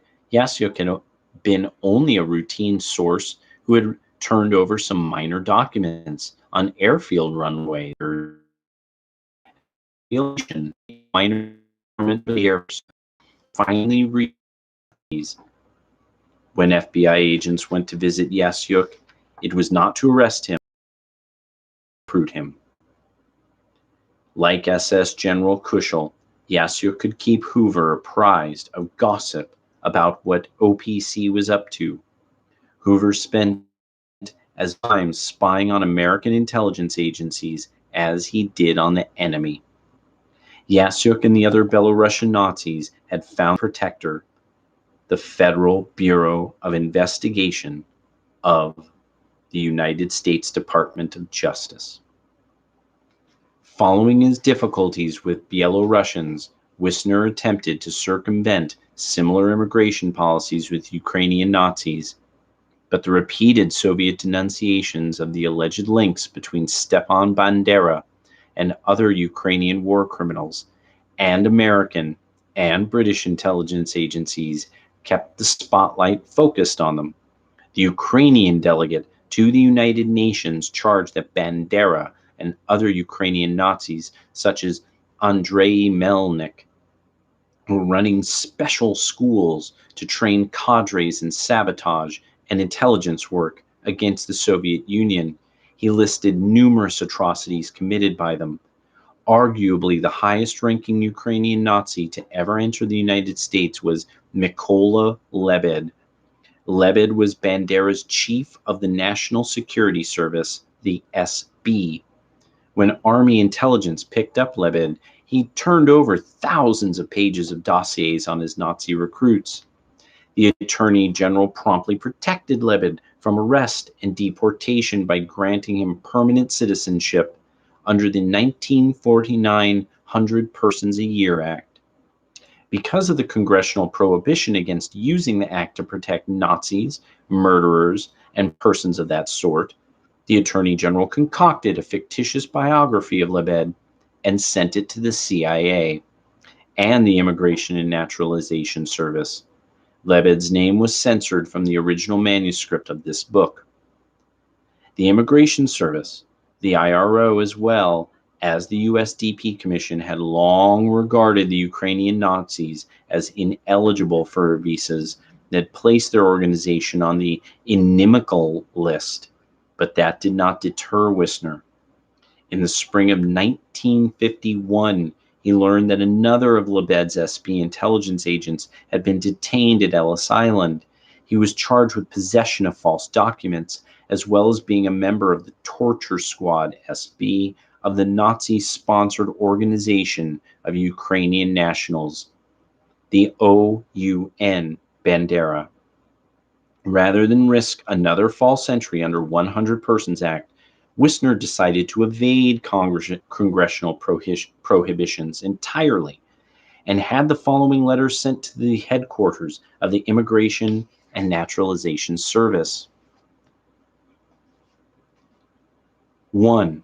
It was definitely established that the agent is a member of OUN Bandera, although he at first denied any connection with the organization and even went so far as to perjure himself in writing, with the explanation that he was under an oath of secrecy which he could not break. There are at least 20 former or active members of the SB of OUN Bandera in the United States at the present time. Although the SB is known to have used extra-legal methods while investigating or interrogating suspected Soviet agents, there have been few cases to date where it was possible to pin a specific criminal activity on any individual belonging to the SB and take court action. Since the SB kept elaborate files and conducted investigations on Ukrainians and suspected Soviet agents of other nationalities, no serious attempt has ever been made by American officials in Germany to disband the SB. In the past 5 years, the SB has been chronically unable to cooperate wholeheartedly with the American intelligence representatives in Germany, primarily because the price set upon Stepan Bandera for complete cooperation involved types of political recognition and commitments to his group which no American in Germany was in a position to make. Operating independently, the SB has, upon occasion, been more of a headache to American intelligence than a boon. Nevertheless, in wartime, a highly nationalistic Ukrainian political group with its own security service could conceivably be a great asset. Alienating such a group could, on the other hand, have no particular advantage to the United States either now or in wartime. At the end of the last war, many members of the OUN came to Western Europe to avoid capture by the advancing Soviets. The OUN reformed in Western Europe, with its headquarters in Munich. It first came to the attention of American authorities when the Russians demanded extradition of Bandera and many other anti-Soviet Ukrainian nationalists as war criminals. Luckily, the attempt to locate these anti-Soviet Ukrainians was sabotaged by a few far-sighted Americans who warned the persons concerned to go into hiding, emphasis added. From 1945 to 1948, members of OUN and of UPA arrived from the Soviet Ukraine to Western Germany on foot. The messages they and returning German prisoners of war brought conclusively confirmed that the OUN and the UPA were continuing the fight against the Soviets with the weapons and ammunition which the retreating German armies had left behind. Over 35,000 members of the Russian secret police, MVD, MKGB, have been killed by OUN, UPA, since the end of the last war. In other words, the main activities of the OUN in the Ukraine cannot be considered detrimental to the United States.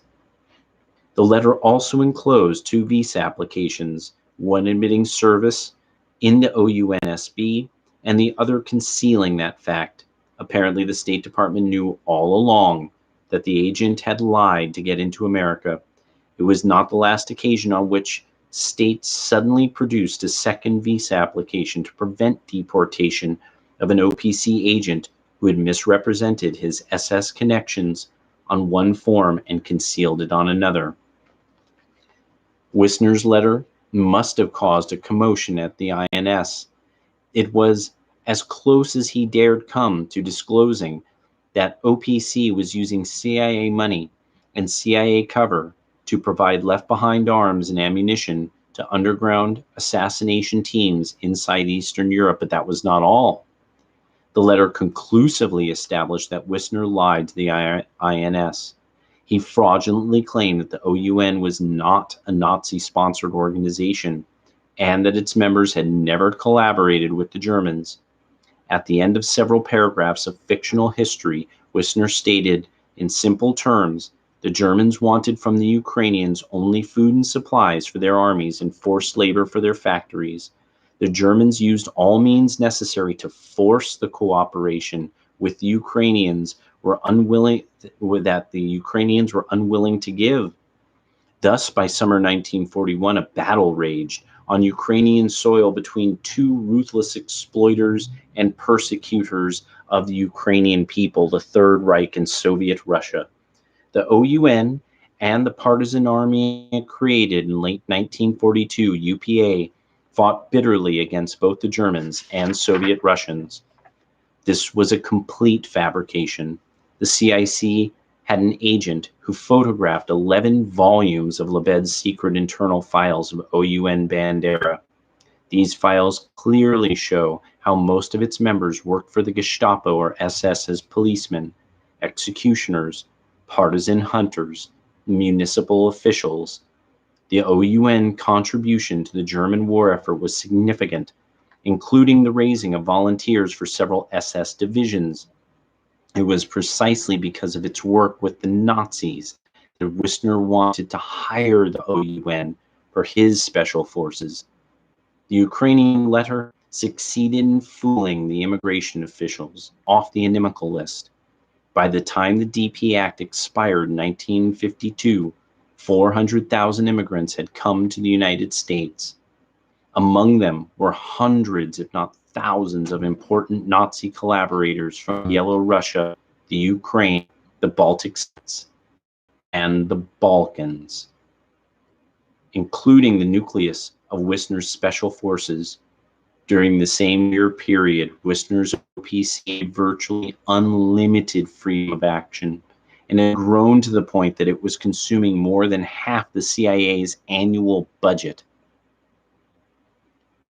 Wissner's private army had launched undeclared war against the Soviet Union. He had deified the congressional ban on smuggling Nazis. Oh, he defied the congressional ban on smuggling Nazis. He had misappropriated government funds to buy arms for ex-Nazis. He had obstructed justice by sheltering fugitive war criminals who had been denounced by the Nuremberg Tribunal. State Department had won the first round.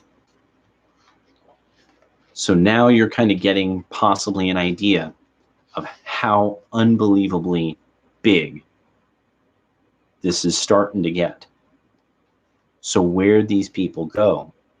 Don't worry, that's coming. I figure some of you, your eyes are floating like mine. How about we take about a minute? Everybody get a drink. Everybody readjust themselves. I'll be right back.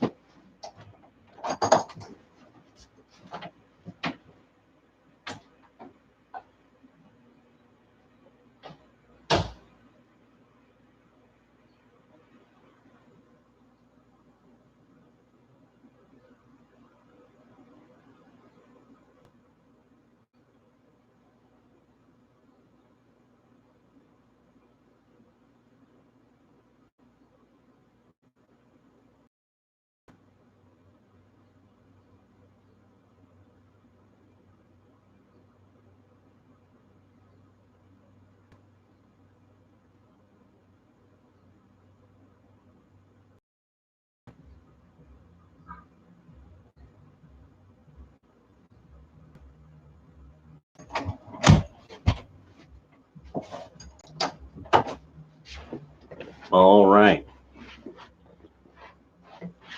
And actually, let's just see. I really need help with this because there we go. Okay. This has been a problem because phone. So I have to do it from some type of desktop deal. The porting, I still don't know how this is done. And that's why I need somebody to actually give me a little bit of coaching. If you can email me and you walk me through it like a dummy, because somehow I'm not figuring this out. I've even tried to look up some videos on it, and I'm like having no luck with this at all. So now you're getting this idea that of the unbelievable import of not allowing the federal government to have say and say alone over immigration. Now we're really getting it. And that this idea of refugees, and that we keep getting these mysterious groups of refugees who, say, like in Minnesota, don't tend to kind of do what we want, or that we look into people's parentage, such as Ilhan Omar's family, and there's something shady going on, and that nothing can be done about it. That even when we find in public that they've lied about who they are, where they come from, nothing can be done. Nobody will ask a question. It just seems to stop dead in its tracks. And with and FDR, Democratic Party. See, most of the people in the government, Democratic Party. Where does Ilhan Omar's thing always end up stopping dead in its tracks? Media outlets openly friendly to the Democratic Party, and nobody will tell this story outside of right-wing media.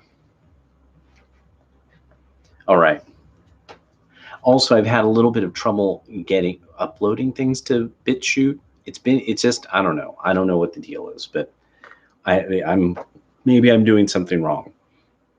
So I noticed this as I was flipping through, trying to make sure I had a good starting place for everybody, so that there was somewhat of a chronological order to all this.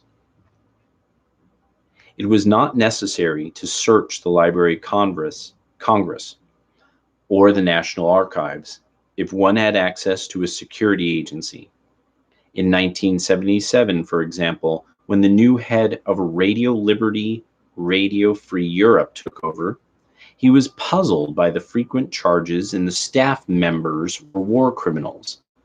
When he started receiving reports that these same staff members were having difficulties with Jewish employees, he became alarmed.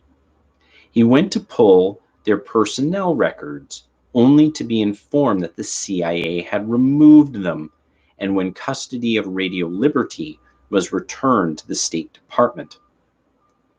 A list of suspected Nazis among the employees of Radio Liberty, including Stanislaus Stankiewicz, was submitted to State Department security with the request to conduct a thorough background check. Security officers contacted virtually every intelligence agency in NATO and reported the initial raw results. Most of the names were connected to various uncorroborated accusations, but in Stankiewicz's case, agency after agency had listed him as a former Nazi who had committed dreadful atrocities in Borisov. Stankiewicz had recently retired, however, and instead of continuing the investigation, Radio Liberty quietly let the matter drop. But others in Washington were not so content.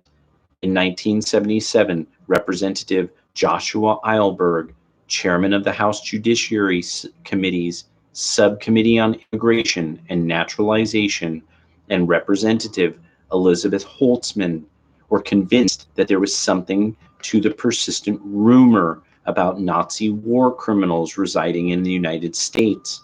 Together, they collected a list of some 44 names, which were submitted to various federal agencies.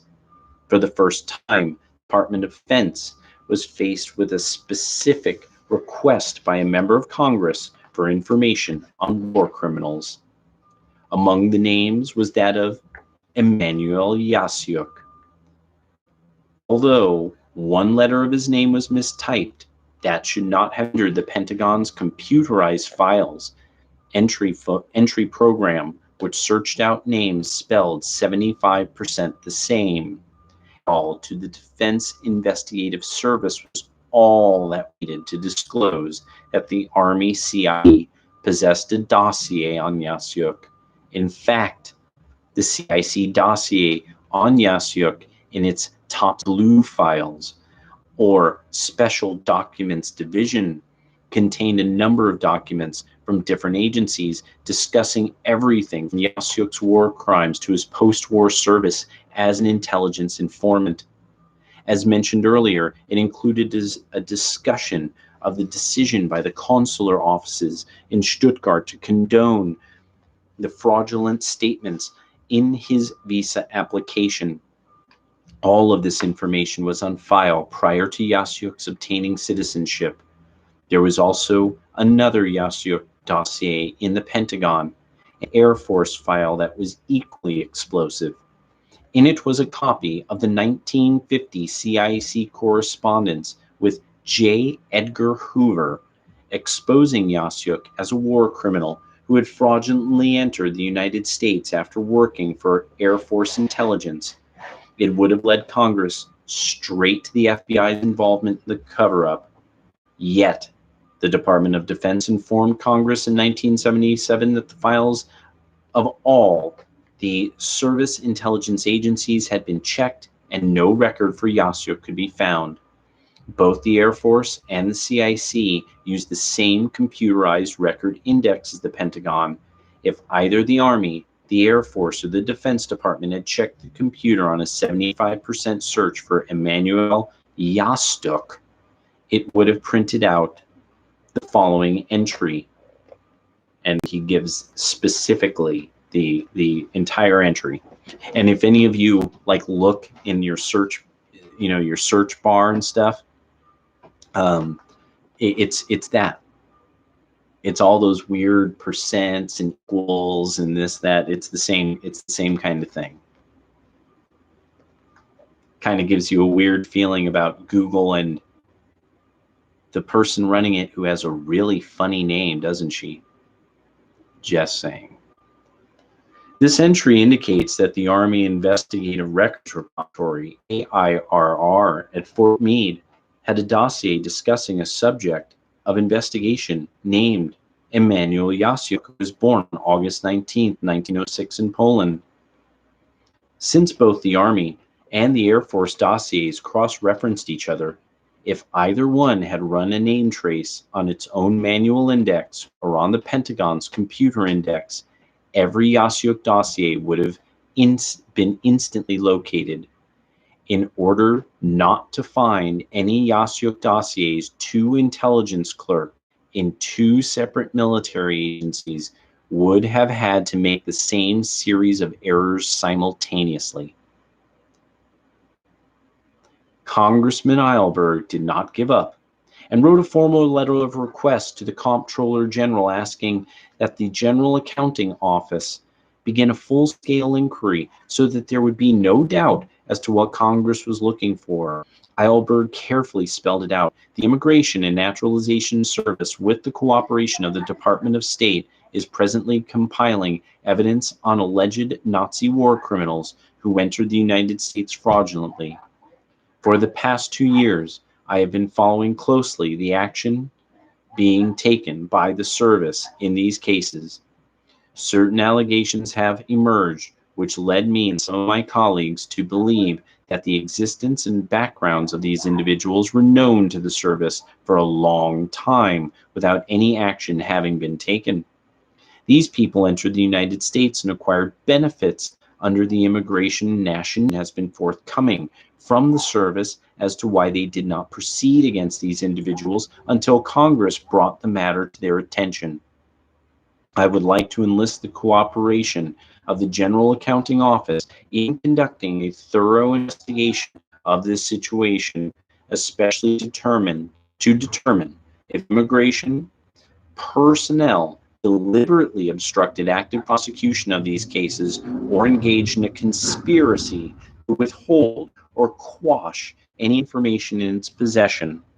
I intend to explore all avenues to get the true facts behind these cases and the apparent negligent attitude adopted by the Immigration Service. I consider this matter to be of extreme urgency and would consider this investigation on that basis. As the Audit and Inspection Branch of the government, the GAO was accustomed to dealing with bureaucratic feints. It examined a number of Immigration and Naturalization Service files for allegations of war crimes, winnowed the list down to 111 names, including both Kushel and Yasyuk, prepared to resubmit it to the Department of Defense.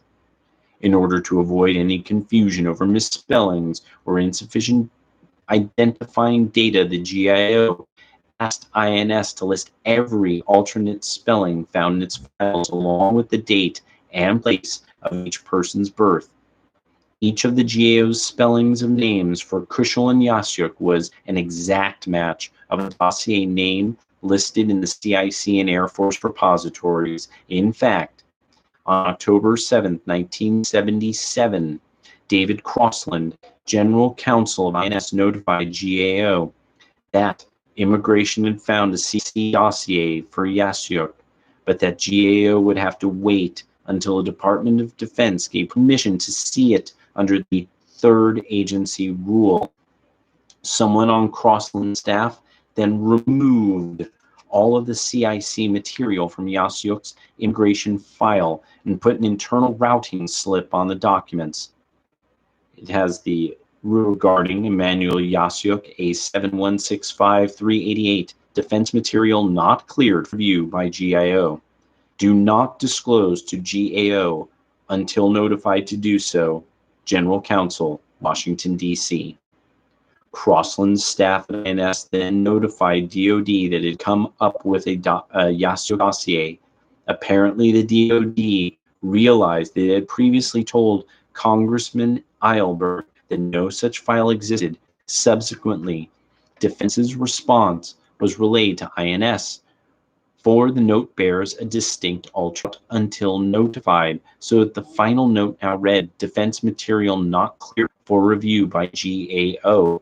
No future disclosure was contemplated. At the same time, the FBI sanitized its reports in Yasyuk's immigration file by blacking out any mention that Yasyuk had ever worked for State Department or military intelligence. The usual procedure is to coordinate with the third agency before attempting such deletion. So again, in 1977, DoD was apparently notified that there was CIC information in Yasyuk's immigration file. Nevertheless, when DoD officials met with GAO investigators in April 1978, they stated that it would be unnecessary to recheck Yasyuk's file, since they had already done that for Eilberg, and no such file could be found.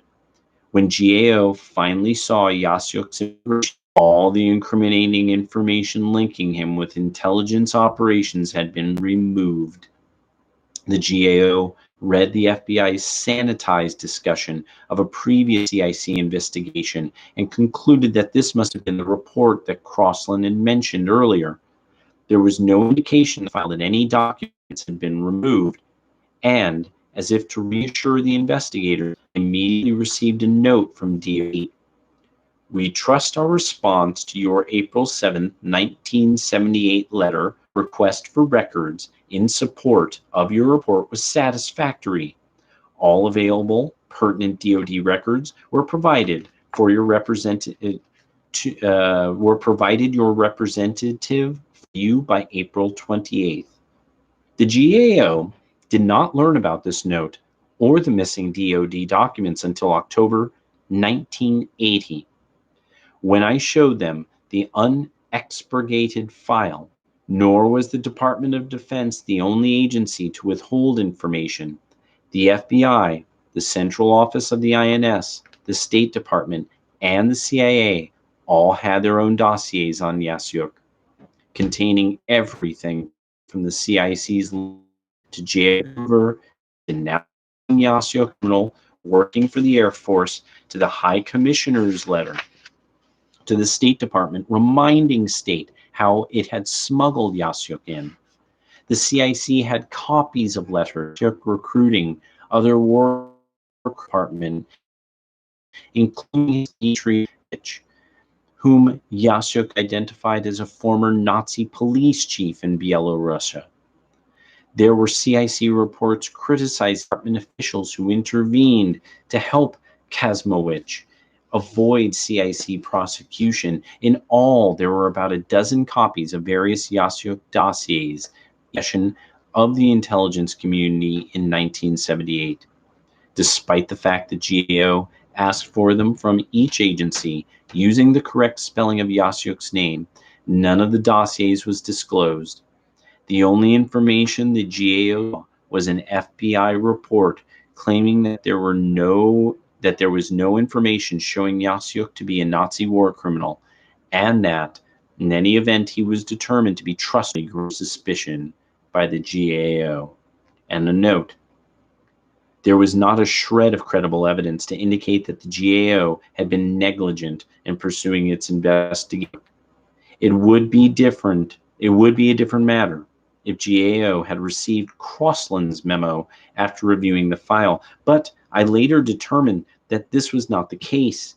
In any event, that still would not explain why the other agencies failed to respond to GAO's requests for their files.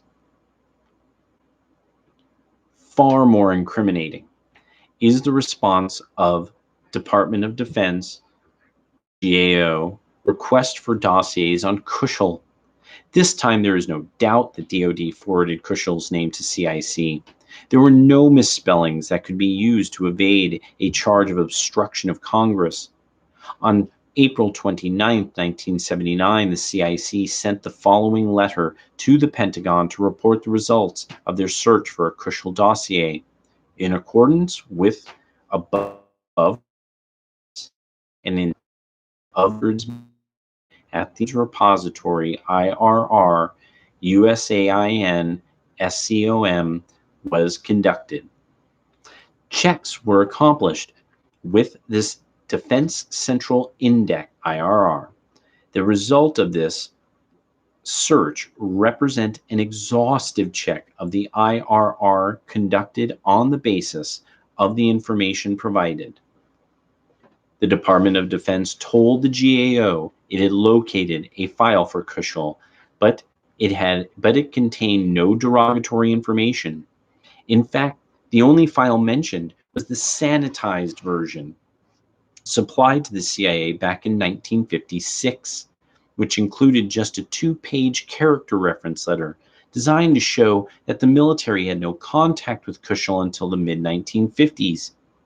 Yet the CIC had several files on Kushel under the exact spellings furnished by GAO and exactly where the CIC claimed to have conducted its exhaustive search. In fact, Kushel was such a prominent Nazi that he was twice indexed as far back as the 1948 Consolidated Orientation and Guidance Manual, which listed him as the president of the ZBW, an underground organization of white Russian war veterans in exile. The CIC described Kushel's ZBW as a unit of right-wing Krewitsky Party, whose members had collaborated in the puppet government of White Russia, in which Oberst Lieutenant Franz Kuschel was the Minister of Defense. In 1948, files also listed Kuschel's military history. Franz František Kuschel, president of the ZBW, Michelsdorf, Krewitsky chairman, in 1978, which was possible. The CIC had several complete personal names, so there was no possibility of missing any of the files GAO requested. The individual dossiers in the Investigative Records Repository at Fort Meade included everything from Kushel's affiliation with the SD, the SS Intelligence Service, to his participation in the Nazi government. Moreover, the cross-references in either of Kushel's personal background dossiers would have led the GAO straight to thousands of documents which the CIC had network. In fact, the cross-references indicated that, not counting the sanitized file in the top secret vault, a dossier destroying theirs according to a root purge in 1962, which coincidentally was the last time Kushel was under investigation for war crimes. Fortunately, however, no one remembered to eliminate the rest of the files for Kushel outside the vault, in the microfilm section. There they remained, exactly where DoD said it had conducted its exhaustive research. One of the interesting things about intelligence files is that they are so extensively cross-referenced that it is almost impossible to destroy them completely. Copy agency, for example, Yasyuk's CIC file contained copies of the letter to Hoover, and so did the Air Force file, either of which shows in Yasyuk's immigration file, which, unknown to the GAO, indicated that CIC had still another Yasyuk dossier. In 1979, I requested Kushel's dossiers from the same agency that told GAO in 1978 they had furnished all pertinent information.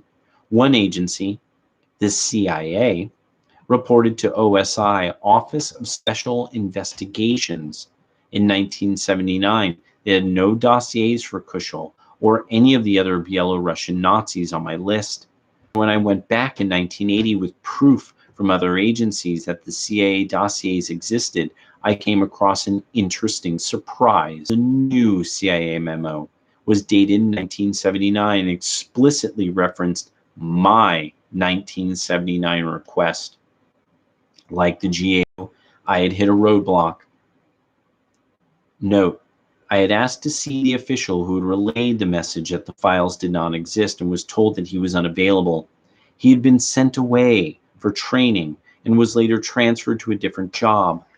Most of the people I tried to interview about the withholding of files had just retired or had been transferred out of the country by their respective agencies. Curiously, each of the retirees seemed to have worked on intelligence operations in Germany around the time Kuschel and Yasyuk had emigrated. Someone had found the Nazi files I had requested, but never turned them over to the Justice Department. With the firm support of OSI, in 1980, while Democrats were still in power, roadblocks inside the CIA began to vanish, and the files on Kuschel began to appear. One document listed Kuschel as a source for Wissner's OPC, another he had been working for American intelligence since 1948. A year before he emigrated, another contained an interview with Kuschel that flatly contradicted the information on a citizenship application. And another showed that Kuschel was the leader of a group being funded by a dozen incriminating documents on Kuschel's Nazi background in 5 different intelligence agencies. The only materials shown to GAO were sanitized file summaries, asserting that there was no derogatory information available on Franz Kuschel. The GAO only saw files to the effect that Kuschel was some sort of Polish freedom fighter who had once worked in the military wing of the SS against the communists, which in itself would not even have barred him from citizenship. There are only 2 possibilities. Either 5 separate branches of the intelligence community were stricken with simultaneous amnesia in 1978, so that they all inadvertently over nearly 24 incriminating documents indexed exactly as GAO requested, or a small group of individuals who knew how to protect their key informants and themselves sanitized, concealed, and manipulated their records so that the Belarus secret would never be made public. On May 15, 1978, the GAO released its report to Congress entitled Widespread Conspiracy to Obstruct Probes of Alleged Nazi War Criminals Not Supported by Available Evidence.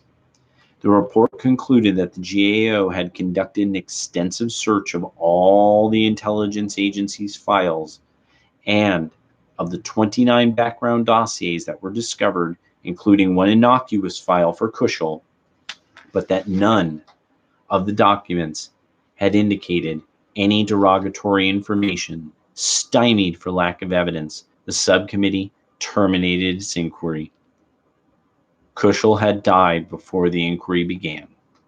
But a year or so after the GAO investigation, the Immigration Service was asked to determine whether Emanuel Yasyuk was still alive. The local investigator contacted his most reliable informant in South River. Mrs. Yasyuk informed him that her husband had died. To get just an idea of exactly how important it is for the government to cover up its involvement with people who are exceedingly dangerous, let's turn to the present. Look at that. Look at that effect. Look at that. Special effects right there, buddy. Oh, yeah.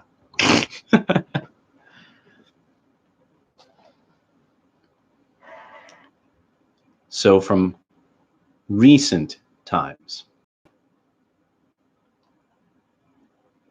by Max Blumenthal-November, White Supremacists, November 15th, 2018. This I'm choosing because this has a good overall map of what is yet to come and some more stuff I'm going to read.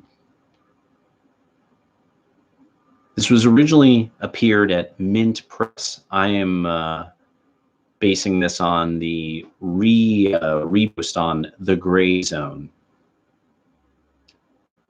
Not only are white supremacists to Ukraine to learn from the combat experience of their fascist brothers in arms, they are doing so openly under the nose of a shrug before they bring their lessons back home. Last month, an unsealed FBI indictment of 4 American supremacists from the Rise Above movement, RAM, declared that the defendants had trained with Ukraine's Azov Battalion, a militia, according to the Congressional Guard. The training took place at riots in Huntington Beach in Berkeley, California, and think about, you remember that beach? That famous beatdown of training and radicalizing a United States-based white supremacy organization on the left, but also this is probably not necessarily somebody. White supremacists have been traveling abroad for training in ideological indoctrination so far to restrict the flow of right-wing American extremists to Azov's bases. Ukraine. Hasn't that been coming up a separatist battalion, forking over anti-tank rocket launchers and even sending a team of army officers to meet in the field? Generals still in the same position? According to that, 1978, 1980, Feinstein and Pelosi should have been somewhat Azov on the grounds of its white military makes it likely new stores of weapons will wind up with the extremist regiments unlimited access to light weapons and supporters honeycombed throughout the upper echelons of Ukraine's military and government. No longer just a militia, the organization has developed into a political juggernaut that can overpower Ukraine's government. 2 years ago, the group flexed its muscle on the streets of Kiev, bringing out 10,000 supporters to demand that the government bend to their will or to blacken the government and defend themselves politically against any opposition. Openly say that if the government will not advance an ideology theirs,